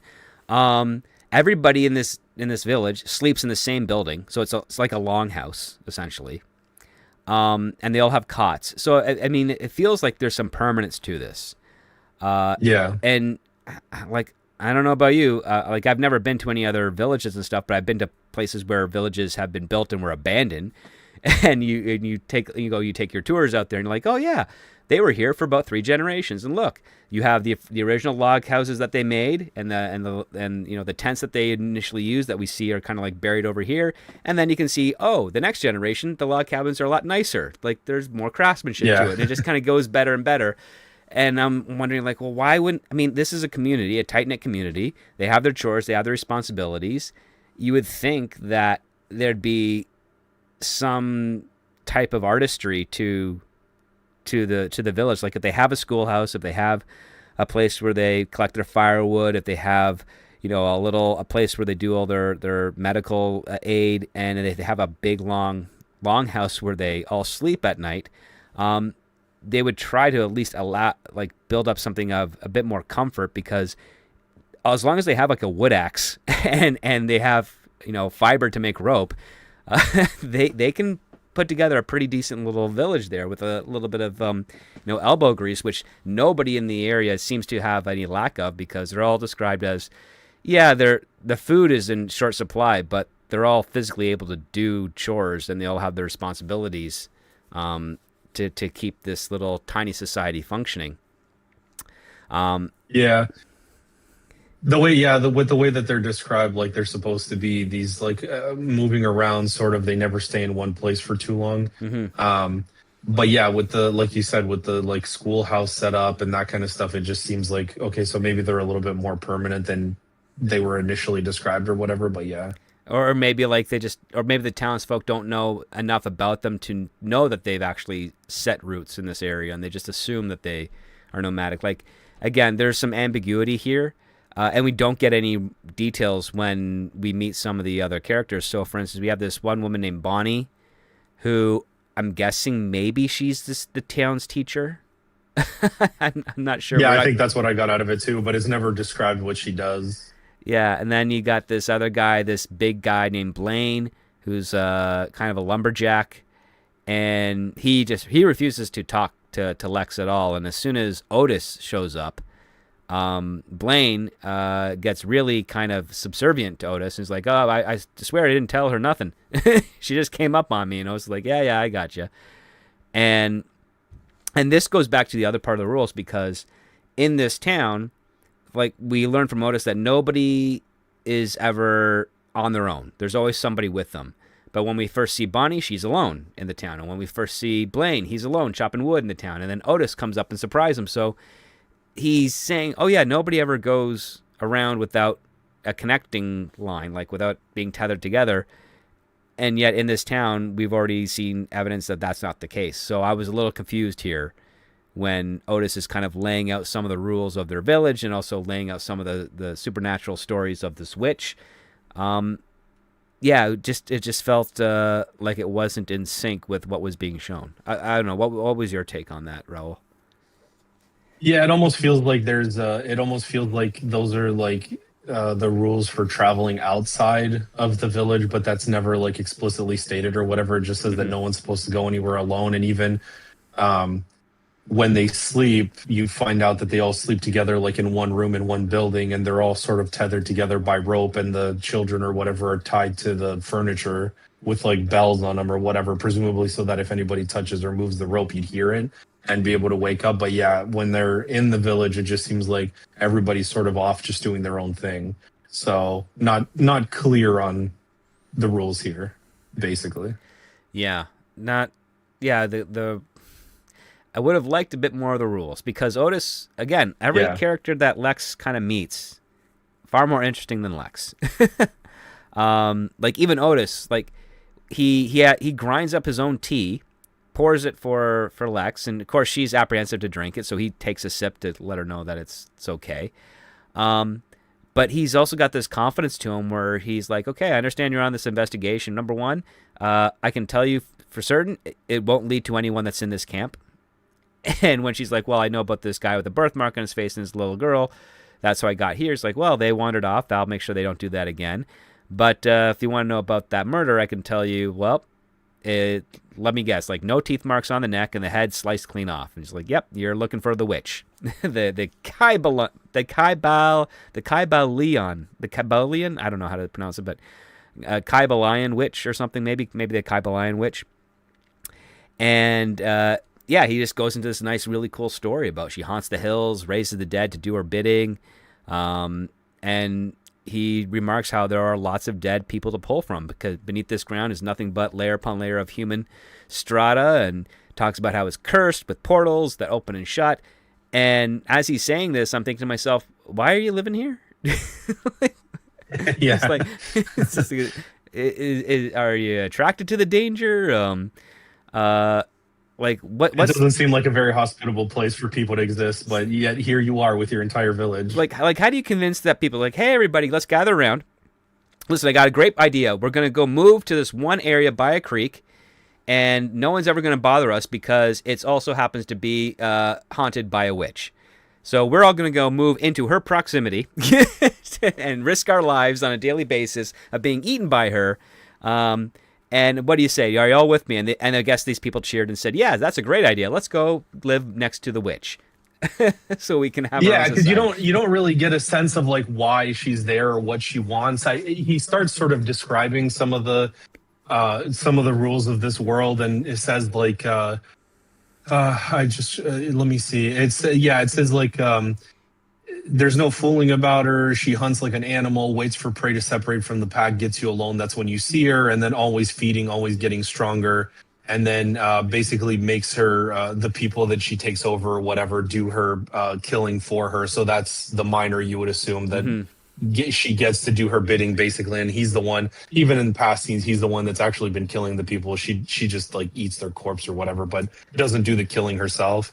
Um, and then yeah, it says stalk the earth as a flesh and blood killer after she presumably gains enough strength from killing people to I don't know, materialize into the real world or whatever. So you get the sense that it's kind of spiritual thing or whatever. Hmm. Or a demon and it hasn't fully materialized into the human realm yet. Um, but that's what brings up all the questions because you're right. You'd think like, well, if you knew all of this, why do you still live here? First of all, it seems like you could probably go anywhere. You seem like a nomadic people. You're not tied to like, let's say, houses like a trailer park, and you're all poor and you can't afford to move anywhere else or whatever. You're just like wandering the forest, but yet you choose to live here. So that's kind of weird. And and then also brings up questions about for the same reason her mother, which is what this is what I was referring to earlier. Hmm. If her so presumably for the last however long since she ran away, the mother's been alone, so check on that she's alone. um you get the from the conversation with Lex that she has seen these visions. She's seen the miner, at least. We don't know if she's seen the witch yet. Hmm.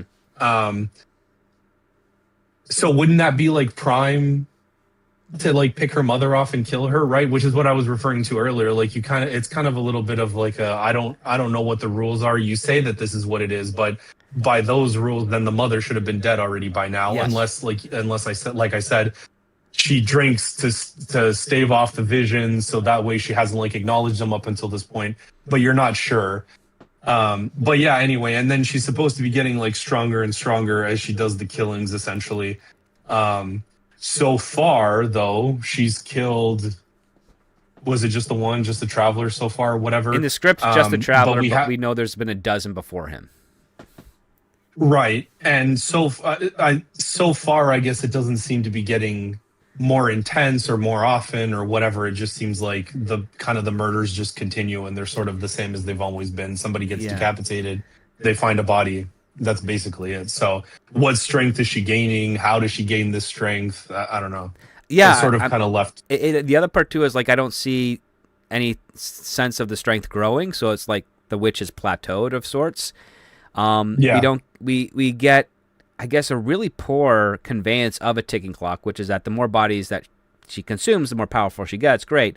Well, how many does she need? How many more does she need? What's the threshold that we as an audience can understand when her power has reached to the point where things are going to get really, really bad, and it's not just the occasional drifter getting decapitated. So right. I'm completely lost on that part here. But the other part that was also kind of peculiar is that Otis says that he knows how to summon the witch. And he does this creepy scene with the chair where he just puts a chair that he's sitting on, he stands up, he puts it on just the one leg, and he starts grinding and squeaking it into the ground. And as he is doing that, you get overcast over the village, and it gets dark, and it gets kind of eerie, and it starts to get to Lex, and she basically just says, stop it.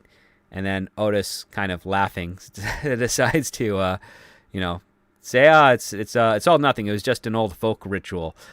But everything that was going on around her seemed like it was pretty correlating to the actions that Otis had. And why would you even Yeah. joke about that? And he even says, when she questions, why are you here? He's like, oh, our society has been here long before this place was a country, and we'll be here long after your society dies. And I don't believe him. It's just hard for me to follow that through, because I mean, it's either complete ignorance or a great deal of bravery to say, yeah, we're going to have our encampment out by a witch, and then on top of that, in order to make sure that she can't get to us, we are going to have mirrors everywhere, and we're going to tie up, like, you just have all of these extra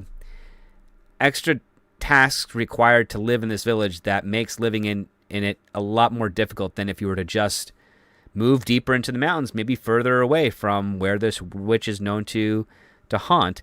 And yeah, it's we don't get any justification for it. Like we don't see anything special about the land that Otis and his people would cherish that might also coincide with why the witch sticks here. Like if there's something special about this land, and it's a fight, it's like, we just have to outlast the witch. Like as long as the witch keeps killing, she's going to survive. But if we can share with enough people how to stay away from her, then her power runs out and she vanishes, and now whatever's special about this land becomes ours, and we don't have to worry about it ever again in the future. And but we don't have any of that type of explanation or any type of context for this. All we know is that this village is here because it's here, and the witch is nearby because she is, and she tries to get people alone in order to harvest them for her own energy.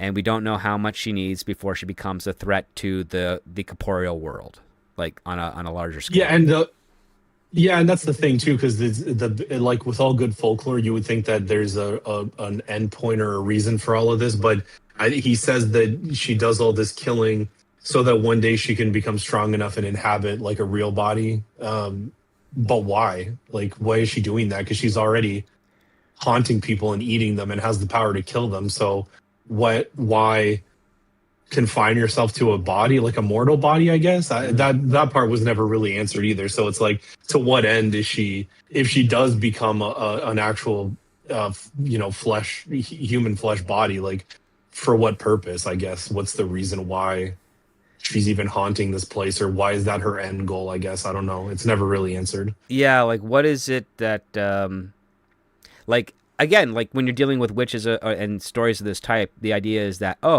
the whatever essence it is of the witch is tortured in this non-corporeal form, and so its only way to escape this torture to become corporeal again. So that's why it hunts and feasts on the souls of individuals. Like, there you go. There's your logical understanding of why she does this. We don't have that here. We do also have another kind of contradiction, because after Otis kind of says, "Go away now, Lex," Lex tries to go up to Jesse, and they get their introductions, and she's like, "Hey, can I ask you some questions?" He's like, "No, Otis speaks for us." And so she says, "Well, how about this? Walk me to my car, since we're not supposed to be alone. Like, you have to be in pairs." And I'm thinking, well, wait a minute. If he walks her to her car and she gets in the car and drives away, he's now alone, which means he's subject to being eaten by the witch. So shouldn't there be another person with her? And there isn't. Oh wait, no, sorry. I'm actually missing off that point. Ainsley's there, and I forgot about her because she doesn't speak in the scene. So it's him and Ainsley and Lex walk her to her car so that Jesse and Ainsley can walk back to the town. This is where, Jesse explains that the mirrors help them have eyes on their own, and that Otis keeps music playing, so there are speakers erected around the encampment connected to a generator, and there's music playing to project a sense of gathering and community. Then we are always together, always in a group. None of us ever leave alone. And yeah, I mean, it sounds like a cult. Yeah, which that brings up questions too. Is it like, are the mirrors there just in case anybody finds themselves alone, and then you can see your reflection, and then it's technically like being with somebody else, or if you're just alone, you get killed? Because it doesn't seem to make sense, right? Like if you find yourself alone, like you wander away from the group, should you run to the mirrors? Because then you can see reflections, and then it's sort of like Lex in the hotel room sees the reflection of the witch in the mirror and then turns around and she's not there. So is it kind of like that makes her disappear? That's interesting. I don't know. Yeah, because I'm wondering, are they trying to imply a Medusa effect, where you can see the witch in the mirror and she won't get you, but if you try to acknowledge her after you see her in the mirror, she can't get you? Like, I don't know. The only rule I really kind of understand. Her being acknowledged really plays into this. Like, she waves to everybody so far. Like, that's been her thing, is that you see this old woman starts waving like frantically, and then the traveler at the beginning of the script, like, I think initially ignored her and kind of like carried about doing his own thing or whatever, and then looked up and she was still there kind of flailing and waving, and then he waved back, and that's when she stops waving, and then you get the miner coming in and killing you. So Yeah, is that what it's supposed to be like? Kind of like you said, if you see it, maybe if you don't acknowledge her straight on, it's just the reflection that you see, but then you can kind of like turn around and she disappears, like she's not there or whatever, because you didn't acknowledge like the actual physical being or whatever. I don't know. Yeah, because I mean, I think one of the other aspects is that if the witch knows that she knows that you saw her, that's when she gets you. And Yeah, it's like, well, then obviously, if you see her reflection, shouldn't that work? But if not, you got to tell us why why the reflection is important, why the mirrors are important. Because really, all Jesse really does say is that they're mirrors to have eyes on her own. So it keeps everyone angle covered, rope, so we never separate. So I'm guessing maybe it's in the event that if you are alone in the village, uh, no matter where you are, someone can just look up at the mirror and you can still see where they are if they're alone, so that if they get snatched, you can try and rescue them. Maybe it's a stretch to really try yeah. and piece this together. It really is. Um, but after AC Yeah, kind because of, then you wonder, like, does the hole have anything to do with it too? Because they're sort of all like connected, like the signs that you yeah, see, right? They kind of walk through the tunnel, and then you get to the hole first, and then the mirror garden, and then the river where the guy was taken, and you sort of proceed to the village from there. So it's kind of like, are all these things sort of intertwined, or is there a reason for them to be there, or is this just like creepy imagery because mirrors hanging from trees in a forest is weird? I guess I don't know. yeah. I mean, I would call that pretty weird. And Yeah. so Ainsley leaves. She has some scrapings and she's lifted, I guess, some fingerprints off some rock and stuff that she found. She goes to, I guess, a police processing lab, sends in all the vials of skin and blood and the evidence bag to be addressed. She returns back to her inn, going through her files, and decides, yeah, you know what I'm going to do? I'm going to look at the old photo album. And what we see in the photo album would make me think that she would not want to look in the photo album because all the photos are just depressing. Like no one's smiling. They're photos of horrible poverty and unhappiness of her childhood. And I'm thinking, this is what you wanted to take from your mom's house? Like, they're reminders of horrible times as opposed to, the positives. But well, what we find out is that she took this photo album so that she could discover an envelope which is addressed to Gladys and was a postmark from 1994. And when she opens up the envelope, inside is a picture of a young boy who's about 6 years old, and he's smiling over a birthday cake, and he's surrounded by friends. And there's a little note there that says, "We're so proud of our little man and so thankful that you blessed us with this gift, Isaac and Phyllis Presley." And as she's checks the return address, she realizes, oh, they're in the neighborhood. So she decides to detour from this investigation of the witch and the dead wanderer to go talk to this couple that sent a note to her mom, 20 odd years, almost 30 years ago, actually. How did you find this new story thread being presented, around 45 pages into the script? That's the key. 45 pages in. I feel like this should have been way, way before, and stuff that you found out about this character way ahead of time that Yeah. could have maybe played into some of the themes that you get in this script.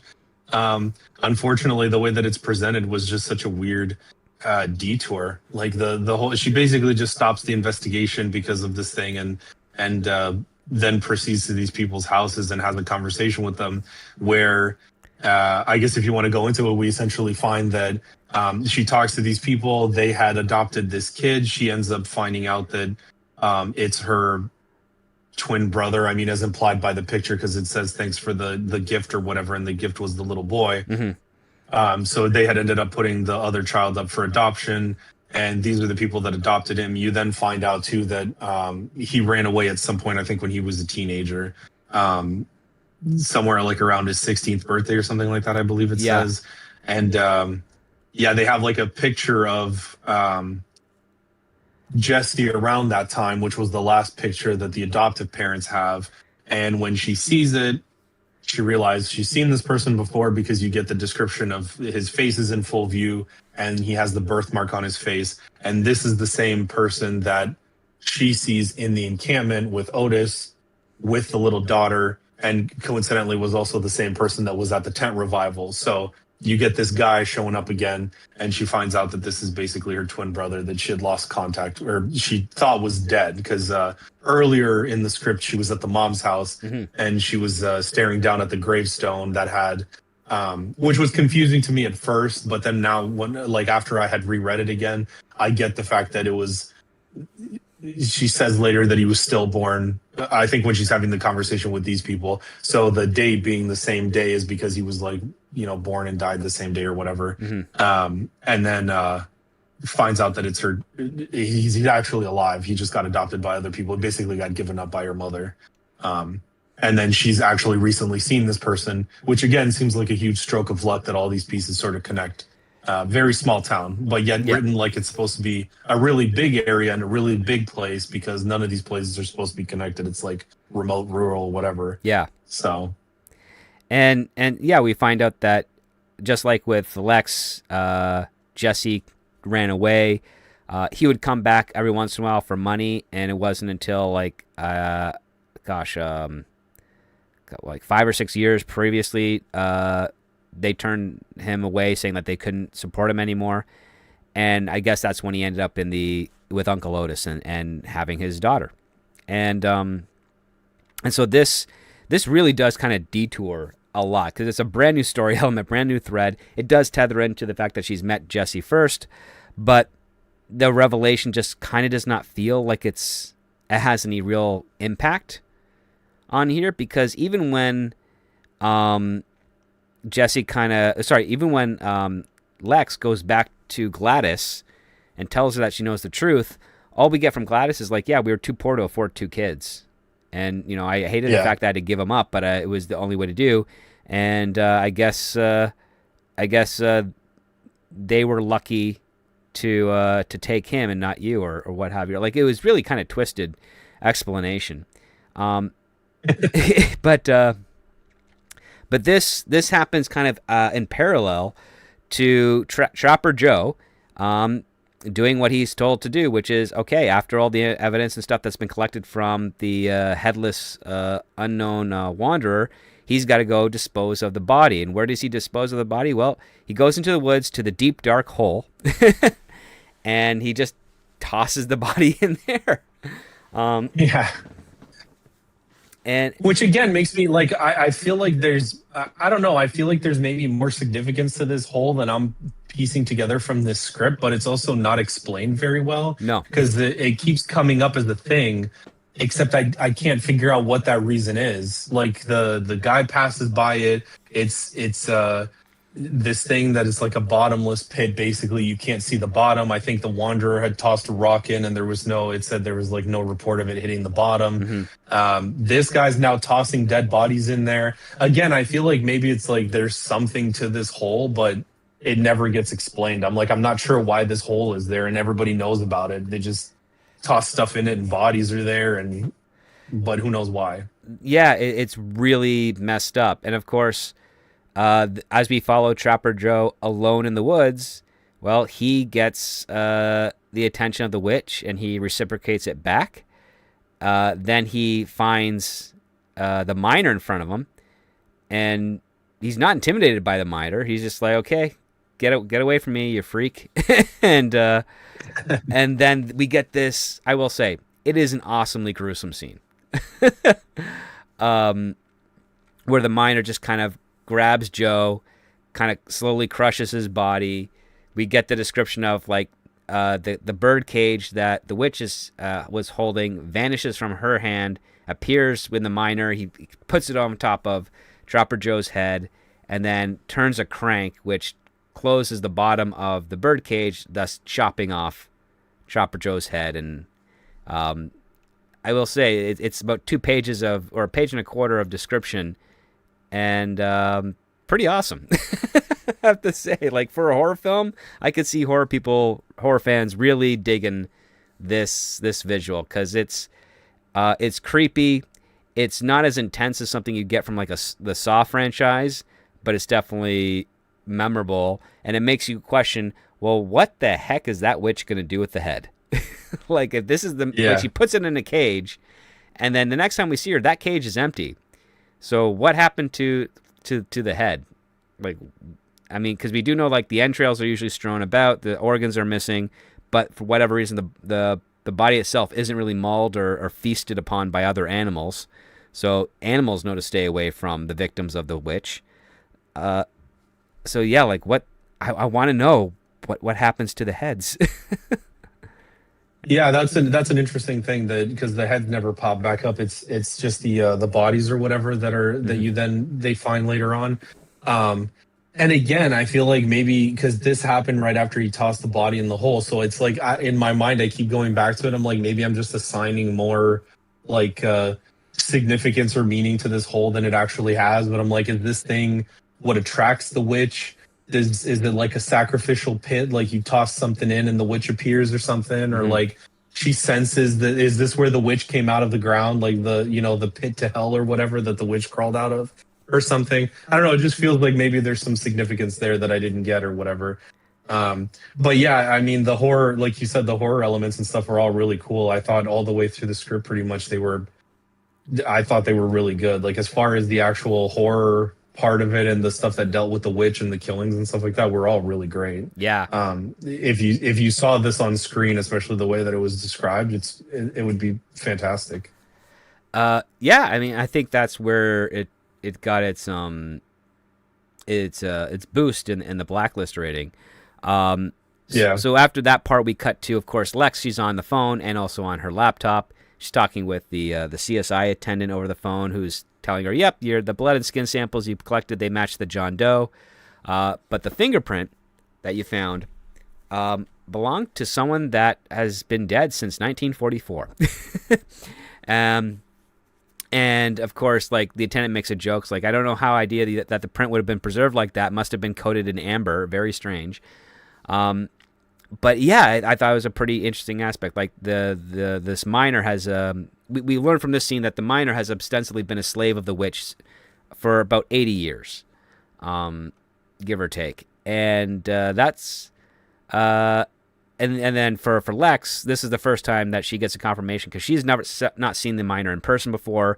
She only recognizes him from the dream of him crying in the tub, and then it's. Well, I mean, we kind of don't really go any further from there when it comes to the miner, because now she's just kind of, sipping from whiskey, trying to figure out what's going on, trying to put some pieces together. It's a lot of description. Sheriff Hudson finally comes up, to get a detailed report of the case, and he's like, "Yeah, there's some weird stuff going on. Do we want to go past with the bloodhound?" She's like, "No, the more police will scare the villagers out there."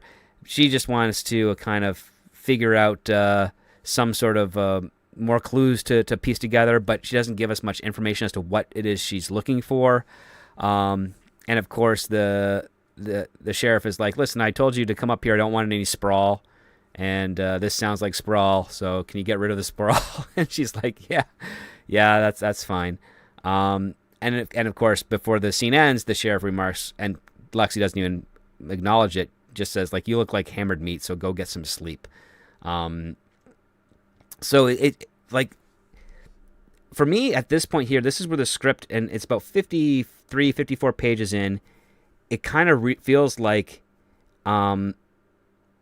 it's split off into multiple different directions at the same time, and it's kind of bouncing between each one, and the focus is off because I'm thinking, like, okay, if the sheriff comes up here and says, "Hey, maybe we should grab a dog to see if they can sniff out, who was last seen the drifter, so that we can find out who is responsible for his death," and Lex's instinct is, "No, I need more time," and we don't get the explanation other than the dogs might scare the villagers. It's like, well, yeah. I mean, if one of them's responsible for this drifter, that's kind of what you want to do, because that would, kind of expose them and allow you to bring them in for questioning, kind of corroborate your evidence and verify, where they might have been, and either determine if they're the guilty party or if they're not the guilty party. But we get this unnecessary delay, and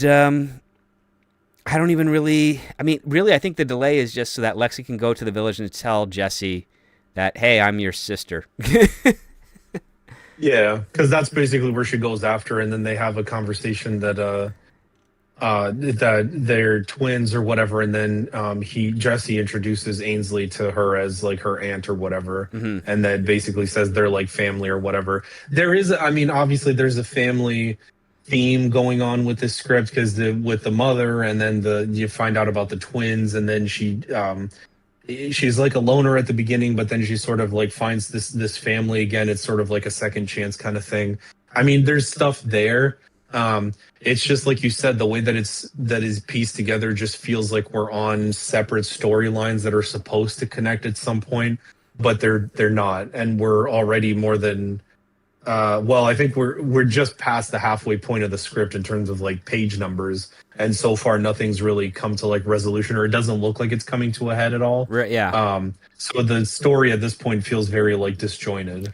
It also feels Um, like another screenplay or another story has started now in the middle of this one because you yeah, have this Jesse subplot. We also find out that Jesse, because I guess he and Ainsley left town to go to that snake handler sermon thing, and it led to Lex finding the village. Is that he's then been whipped a couple of times, and after Lex comes in and tells, yeah, Jesse, you're my brother. This is when we were born. This is how I found out.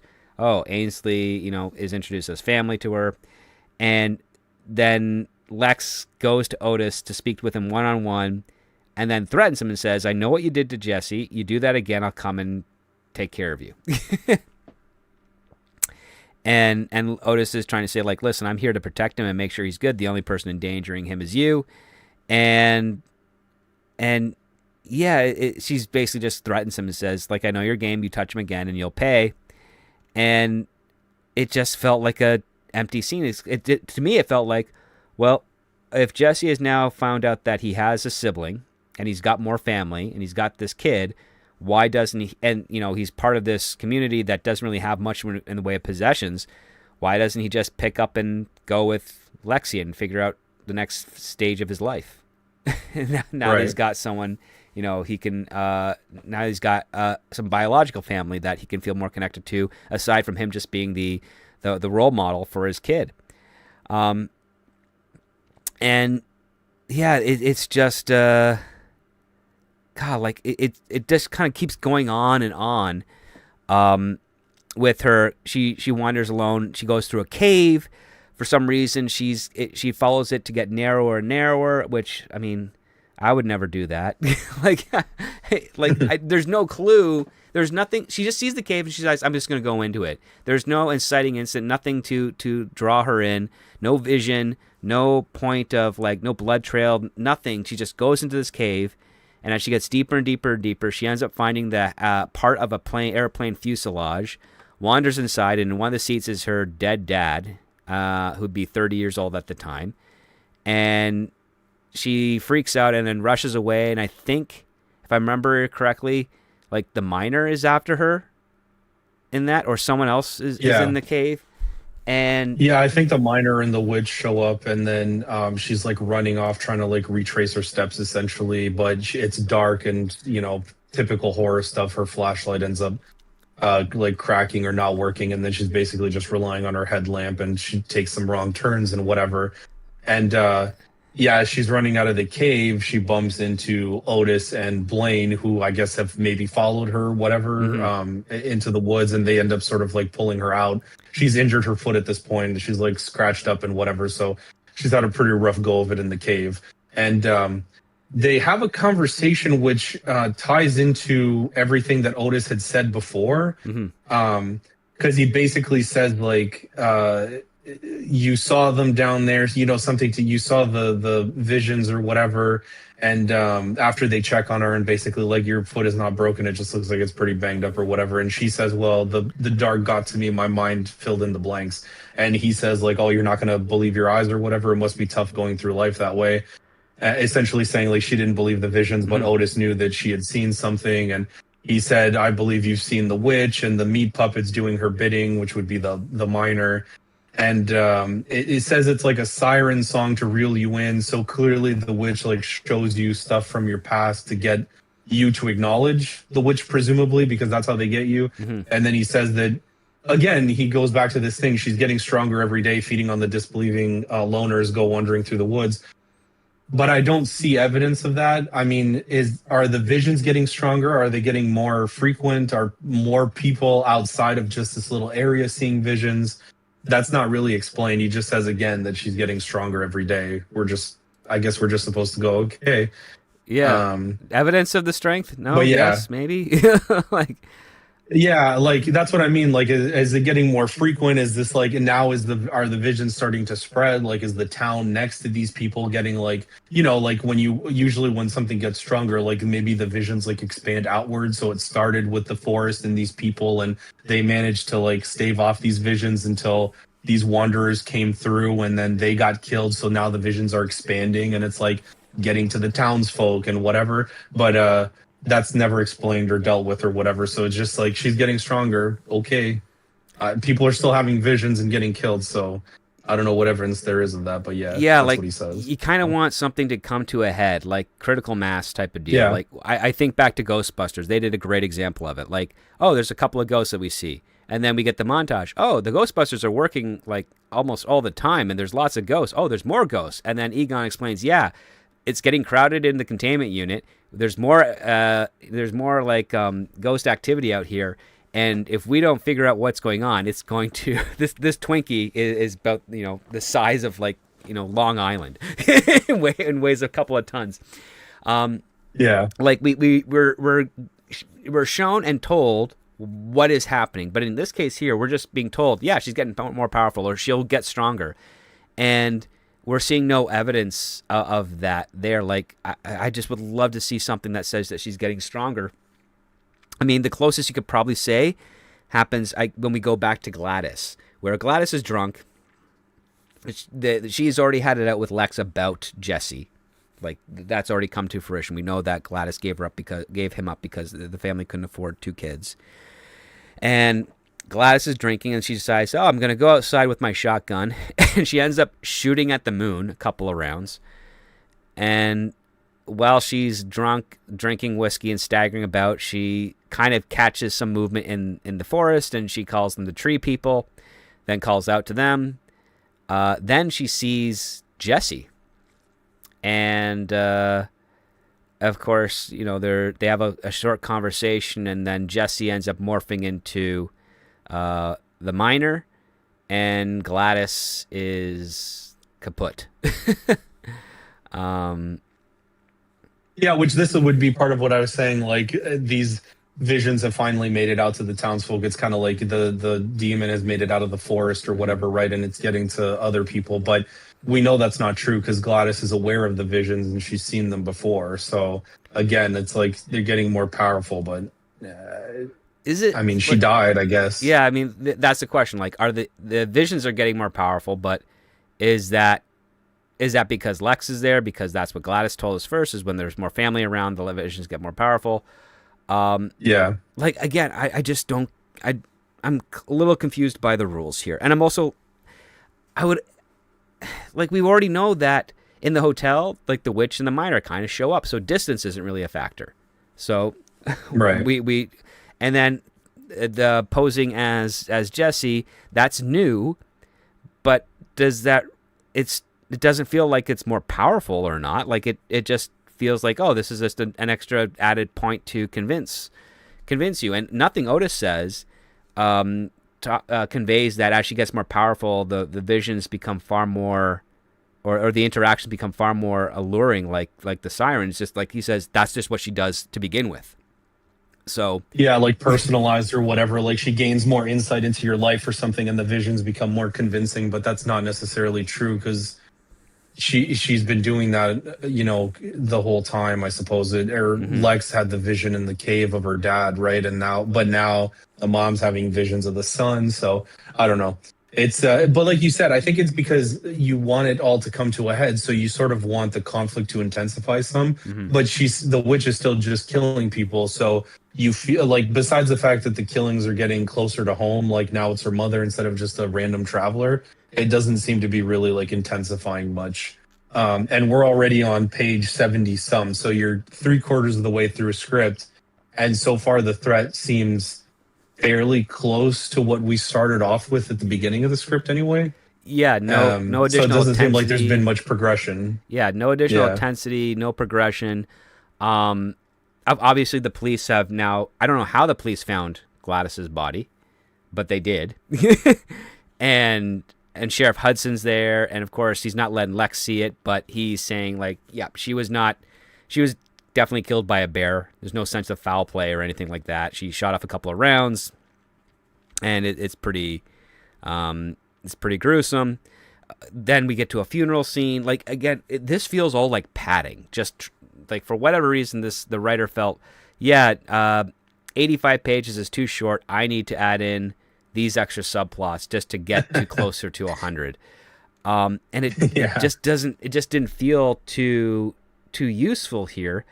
We then kind of go like to the trailer where we're talking with like Jesse and Lex, and Jesse's asking like, well, what are you going to do with the property? And Lex is thinking, I probably might just set it on fire because it's all garbage. But Yeah, she says there's like no memories here, nothing to hold on to or whatever. Yeah. yeah, and she's thinking like, okay, she has to kind of figure out what happened to this guy, and you know, Jesse's like, Jesse says, I'm going to help you. And Lex says, like, listen, you think I'm hunting the witch, don't you? And he's like, yeah, well, nobody knows the land better than me. So you might as well take me around. And it would also be nice to spend some time with you before you go. So we've got this new posse. So it's now Jesse, it's Lex, it's Officer Colby from the beginning. And he's got Bandit the Bloodhound, which is a sniffer dog, a female sniffer dog, for them to basically, she has this. The Bandit has the scent of the unknown traveler, and we follow them. And at this point, I'm thinking this should have been kind of like the afternoon of day one of Lexi's visit to this place. Like after she collects the materials from Trapper Joe, it's like, okay, let's get the hound up here. Let's start seeing if we can find the scent, because several days have gone by, and there is a chance that scent is gone. And you can't really follow it up because weather has come in and ruined a lot of the samples, or at least most likely would have. But this takes us into the main set piece of the screenplay, which is searching through a mine, where the dog leads them to the edge of the mine. They then tie off the dog to one of the trees. Colby, Jesse, and Lex go wander through the mine to try and find who's in there, and they end up finding a couple of guys that I think go by like feral, like a couple of feral men, Bob and Amos, and they get into a scruff there, and yeah, one of them, Jesse, kind of loses it on him, and because he nearly kills Colby. And Jesse manages to save Colby's life by beating to death Amos with a pipe. And then Lex manages to subdue the other guy, Bob. Manages to subdue Bob and cuff him. And that's kind of like they presume that this feral Bob is the guy that's responsible for taking the head of killing the unknown traveler. And everything seems like it's all kind of wrapped up until like they're off duty. Officer Colby and Jesse are back home. They've wrapped everything up on the case, but they decide they're going to go back to visit Jesse because let him know that everything's all done and thank you for that. And Colby wants to buy him a beer for saving his life and everything. So they drive up there out of uniform. And this is when Jesse decides to wander off alone for the first time, and he kind of looks up into the night sky, and then it cuts to another scene, and we are going to cut off there for spoilers because we're not going to let you know what happened next. It's I will say this: it's a heavy script that has a lot of good horror set pieces to it, but in my opinion, it makes a huge mistake, and that is it has a inverse of the rules of writing a good story, which is it. The rules of writing a good story is simple plot, complex characters, and this one has mostly simple characters and a complex plot. So that's how I'm going to start off the evaluation of it here. Raul, share some of your thoughts on up until this point of the screenplay, and we can dabble and maybe talk around a little bit of some of the final act. But overall, like what are your thoughts on this up until this point? No, I agree with you that, like you said, it's very simple characters and a complex plot, some of which I think at some points becomes too complex that it sort of loses what it's trying to do here. There's a lot of themes that I noticed that could have played off or played better or led to a satisfying conclusion, one of which being the family aspect. She thinks that her twin, her twin brother is dead basically, but then ends up finding him after she's alone. All of the beginning of the script has this niece that she can now, that sort of like attaches to her and stuff. And, the niece gets closer to her as they kind of see each other a couple of times through the script. A lot of the side quests that she goes on really feel like they're just padding out the script and sort of extending the runtime for whatever reason, although they don't. Maybe they could have been useful in a version of the script where it ties back into everything that's happening or plays into the themes some, or maybe moves the action along with some of the conversations and stuff, but it never plays that way. It just feels like separate plot elements, like the forks in the road sort of continue working after you get to them or whatever. So it never leads to sort of this satisfying conclusion. Even the part that we just talked about with the mining thing, like the tunnel that they finally go in and find these feral guys. The witch and the miner never play a part in any of this. There's no like supernatural elements at all to this entire set piece. So it's kind of like, what were we getting at with this whole thing? Like, was it just a set piece to be a set piece because you had some action and one guy gets his head beat to a pulp or whatever as he's trying to fight off, the other guy? It doesn't seem to lead to anything. Like, it's not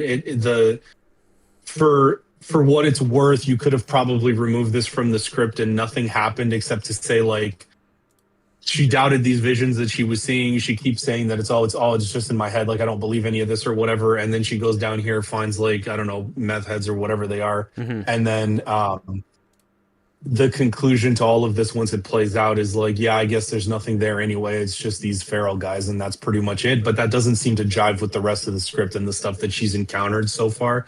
So I don't know. It's a very disjointed sort of, feels like maybe there was a lot of separate ideas that tried to come together sort of in one, or maybe like a lot of good ideas that just didn't have that like final tying stuff together, element to it or whatever. But yeah, that's kind of what I felt the majority of the way through the script. And then it seems like towards the end, even with this like final sort of like action thing, it still leaves a lot of unanswered questions for me and doesn't really wrap anything up. Yeah, I felt that the goal of the mining tunnel scene with the two feral guys was to try and create plausible reason for what is going on and imply that the visions and the witch and everything was just a supernatural hallucination from Lex as part of the issues that she is afflicted with in her family. Because one of the things that I was waiting for in the script that doesn't happen is that Jesse, as far as we know, doesn't receive the visions, even though Gladys said that he technically should. And right. And I was really hoping that probably we'd get an exploration of that. Like, it'd be great to find out that, yeah, one of the reasons he left his adopted family at 16 is he kept on seeing these weird things that didn't make sense, of a hard life, something that felt more real than what he was living in. And the further he got away, the less likely he would feel these emotions and experience these things, and that's why he left. And the only reason he came back was that he needed money, and he didn't have enough money to get any way further. But then found Otis, and then maybe because he shared his visions with Otis, that's how Otis was able to piece together the legend and the witch and know all about how he happened, what the witch is and how it does and how to survive. It would have been nice if it all kind of like came together again at the end. Yeah. But it really, just kind of felt like you had to set up and then we're just going to forget about that and just push it aside and move on to this other part here. And don't get me wrong, I think a horror film with a supernatural horror film where you can have a little bit of an unreliable narrator and follow that up with a very plausible explanation as to why the things that have come up to this point have happened, only for that to be a red herring, your distraction, that allows the actual real perpetrator, in this case the witch, to sort of get away from persecution and be able to continue their their mission with unobstructed. And it's it didn't play out that way. And on top of that, it also felt like she went through. I don't know. I guess I don't know if you felt this way too, but it feels like she went through enough in the script though that even though that element was there, maybe by the time she got to the end here, there should have been a little bit more doubt in her mind than just going, yep, no, it was just nothing. It was these guys. You know what I mean? Like with her mom dying and all of these travelers dying in the same way. And it seems very oddly specific to how these people describe what the witch does. And then her seeing like some of the corpses or whatever and the way that they ended up is sort of like, maybe there is something to this. I feel like she's been through enough where now there should be some doubt in her mind and there should be some way that she overcomes this or resolves it. That's not just like, oh yeah, it was right. It's just nothing. It's just visions in my head and that's it. You know what I mean? I don't know.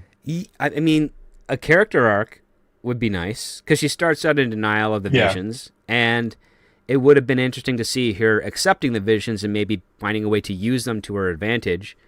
I mean, finding a way to like overcome them in her, like maybe she is afraid, but overcome them herself to be able to protect, like her niece or her twin brother or something like that. Like that, like that way she sort of progressed. Like she didn't believe that this was true and she was a loner the whole time at the beginning, but now maybe she thinks that there is something to it, but maybe she can overcome that fear with, with family or something else or whatever. And then in that way, she ends up protecting this little girl or her twin brother or something to show that growth, right? Like she was afraid of this thing or she was afraid of something tied into like her past and everything that she had went through and this lonely life that she had lived. But then by the time she comes to the end, she finds family again. She finds like the courage to protect them and to, whatever. And that's sort of like kind of the arc that she could go through. But yeah, you're right. She kind of starts off as somebody that doubts and doesn't believe. And then in the end, she sort of doubts and doesn't believe. So she didn't really go anywhere, I guess. Yeah, it feels like she's more of a functional character as opposed to one that we're following. And it goes back to what we've mentioned already over the last couple hours, is that most of the characters that Lex interacts with are way more interesting than Lex herself. And that's a disservice because you want all of your characters to be interesting. It reminds me almost like a comedic sitcom where, like, the stand-up comic that the sitcom is based around, he's the least interesting character there. It's always the eccentric, the wife or the girlfriend, the brother-in-law, the parents, the neighbors, or what have you. They're the crazy ones, and the stand-up comic that the sitcom is based on is the normal one. And I feel like that's kind of what we got here, with the added aspect of she sees visions of things that are technically kind of real, or at least overlap with what is going on in wherever she is. And it just didn't work for me. So yeah. With that being said, Raul, let's get into the actual determining factor of it, based on the script in its current form. Would you give this a green light or a pass? This one's tough for me. I think I'll just start off by saying I think I'll say pass. Although I really wanted it to be a green light because there was enough there in terms of the mood, the setting, just the cool like horror elements to it. Even the witch and stuff like that were really cool elements that we followed through kind of most of the way through the script. But the main character was just so boring. And now in talking to you about it this past little bit, it's like she didn't go anywhere. There wasn't really any sort of like development with her. And it just like, in terms of like getting a character that you can follow the whole way through and say that there was some kind of payoff, there was just like nothing there. So If it's just the horror elements, I mean, there's been other movies and scripts and stuff that did it better. Hmm. Also having a storyline to follow or some sort of resolution or whatever. So yeah, I guess for that reason, I'd have to say pass. I guess Yeah, I'm in the same point. begrudgingly. I'm in the same point. It's a reluctant pass, and it's not an easy one to do because the horror aspect of the set pieces are really good. They Yeah. fit within the genre. But one of the things that makes horror really stand out, that makes it work, is how much we get connected to the characters. Because there's the Mhm. characters that you get connected to that you want to survive to the end.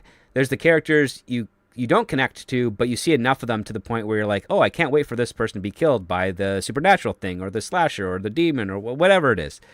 And I just have to say, like, we don't really get the important half of that of like, why are we following Lex? Why is it important enough that we follow Lex? What is her goal? Well, her goal, she doesn't have a goal. Her goal is just complete the assignment. Um, Yeah. is there a goal of her to reconcile with her mother? Not really.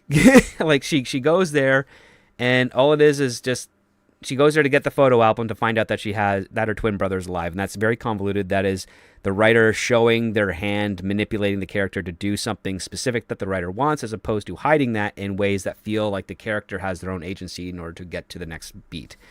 Um, Well, because even after her mother dies, like she doesn't. There's no resolution to that, right? She yeah, basically goes like, "Burn it. There's nothing here to keep or whatever. Like no memories or whatever." So, yeah, like was it to reconcile? I don't think so. Because in the end, she's kind of like, "Yeah, it was a miserable childhood. I hated every second of it." So, okay. yeah. Whereas, like in other horror films, you'd have like, okay, I'm gonna go see my mom because my mom is the vision guru of the town. Yes, nobody believes her, but the fact of the matter is, I'm now seeing these visions. She could probably help me understand them better than I could before. And if I can tolerate her hoarding and her alcoholism, maybe this will help me solve the case. And Yeah. yeah, that you have that conflict there. But instead, it's like, nope, going to mom's. Conflict is that, yep, I'm denying the visions, and she's saying I should be seeing, I see the coal miner and whatever. And that's about it. So I'm going to go to my room and grab a photo album to remind me of all the horrible memories I had here. So, it was it's more foolish than the idea of Uncle Otis saying, "Hey, everybody, let's go live next to a witch," and they all Yeah. agree. So it's there's only one ask you can really get away with in a story, and I could understand Otis and his commune, so to speak, living off grid, and they happen to be near a witch, and they tailor their lives to survive the witch. Um, I wish there was an extra qualifier to say like why that land is special and important to them, because Yeah. now you have them saying like we're persevering because of this type of value, as opposed to, well, we're here because the writer wants us to be here. And those are the things that kind of hurt the script for me, where I'm in the same boat as you. It's like it's a reluctant pass because the visceral horror aspect of it is great. Trapper Joe, Otis, those are interesting characters, and they do showcase a lot of the talent that the writer has. I wish that was injected into Lex as well, not identically, but like in a proper contrast that fits more than just the investigator. Because especially when you're dealing with a mystery in there, you want the investigator to have something interesting about them as well. Like when you take a look at Seven, you got Brad Pitt and you got Morgan Freeman's characters. They're following up on these horrific crimes. They've got a banter back and forth going on. Or when you have like a detective like Hercule Poirot, like he's got his eccentricities, just like Monk has his eccentricities and Columbo has his eccentricities. You need to give the detective some form of character so that when we see them going, putting the pieces together and doing their investigation, we're entertained and we feel like we want to be around this character. But Lex is so far removed, and it comes across as more functional than an actual three-dimensional character, that I was never really fully engaged with what she was doing on the page compared to some of the people that she was talking with. Like if you said, "Hey, I'm going to do a Trapper Joe story," I'm all in for that because this guy is Yeah. detail oriented. He does everything by the book, but it's a very peculiar situation where he's got a freezer that's full of his normal livestock that he butchers up and sells, and it also happens to have a corpse every once in a while because it's the only facility in the county that can preserve a corpse for an investigation and examination afterwards. And he follows every single guideline and rule and keeps detailed records of everything that comes in. That's an interesting character. But Yeah. but let's go check in to see the audience on that. So over on the Patreon, you guys out there, members of the Patreon, get to vote as well on to what if this is a green light or a pass. You're also able to comment onto the post as well that we can bring up here on the show. For instance, this week we have a 50-50 tie. So they're kind of in a similar boat as you and myself, Raul. There's one half voted to greenlight it, the other half voted to pass, probably covering some of the same issues. As I look down at the comments, they're not related to the script, but just general advice, such as like how to keep organized. So I will be posting those there, and I'll probably try and do a follow-up video on that as things start to slow down. Not this weekend, though, because in about less than 4 hours, I'm going to be on set. But we have a 50-50 there. On the live show with the poll we posted out there, based on our conversation, how would you rate this script? We have the audience, 100% of the participating audience voted pass as well. They did not think that the script had the necessary details required for it to be a green light. So hopefully, if the writer Jonathan Easley does stumble upon this show, number one, great descriptions in your story, your action lines, descriptive words, absolutely fantastic. Dialogue again for Trader Joe, for Otis, really good. Just need to be again. This all hinges on your main character, who I think is a little lacking, but not something that can't be fixed with a rewrite. So I hope that in the future comes in there. But I will say, I mean, getting 16 top 20 on the blacklist is a very impressive achievement. So ride that as long as you can to get more opportunities. With that aside, we have 2 donations to the show. First one's from a Dig Outlaw co-host of the show, saying happy 100th episode. Well, thank you so much, saying that for 10. And also another co-host for $9.99, 52 movies a year. That's good old Jake, saying happy 100th episode. Thanks to the chat, the hosts, and the script doctor. Well, thank you so much, Jake. Like, you two guys didn't have to do that, but I appreciate it. It's always welcome. I'm going to try and see if I can do like a follow-up live stream with as many of the co-hosts as I can get available for maybe sometime in the midweek. Just maybe let's show and review the last 100 episodes, our thoughts and opinions, etc. See what I can pull off together for that. As long as I'm not pulled away to a job, I'll see if I can get that done in the next couple of days for everyone out there. Really appreciate all of your support. Any final thoughts, Raul, before we call it a night? No, I mean, I echo a lot of the same things that you said. There's a lot of good elements to this, and I hope that one day this does get made. And like you said, with like a rewrite of the main character and stuff, I think it could be really interesting. Which is why it was a reluctant pass. And yeah, I like with a lot of these scripts, I hope that they do get made and we get to see some of the changes or whatever. And that's the most interesting part. So yeah, really just show the progression and development of how, in some cases, what's on the page can be seen on the screen, but in such a different interpretation that it either gives it the life that was intended by the writer, or maybe goes off the rails. Maybe it's bad, maybe it's fantastic, who knows? But being able to see that point of origin to the point of completion is a really fascinating aspect. It does break down a little bit of the magic, but I also think it kind of emboldens it more because you get to see how just simple words on a page turn into something absolutely fantastic and moving. I want to thank our wonderful mods in the live chat. So that's Darren M. and the Dead Man. Thank you so much for modding. In addition to, of course, Gums 1983. fellow co-host here as well, and of course Adega and Jake at 52 Movies a Year. Thank you so much, guys, for popping in and listening to us live. We'll be back next week for episode 101, where we'll be discussing the next script as we kind of round out the year. I want to thank everyone for joining in and supporting the show and watching us on live and on the replay. As always, have a wonderful weekend, guys, and never forget, when it comes to great story, it all starts with the script.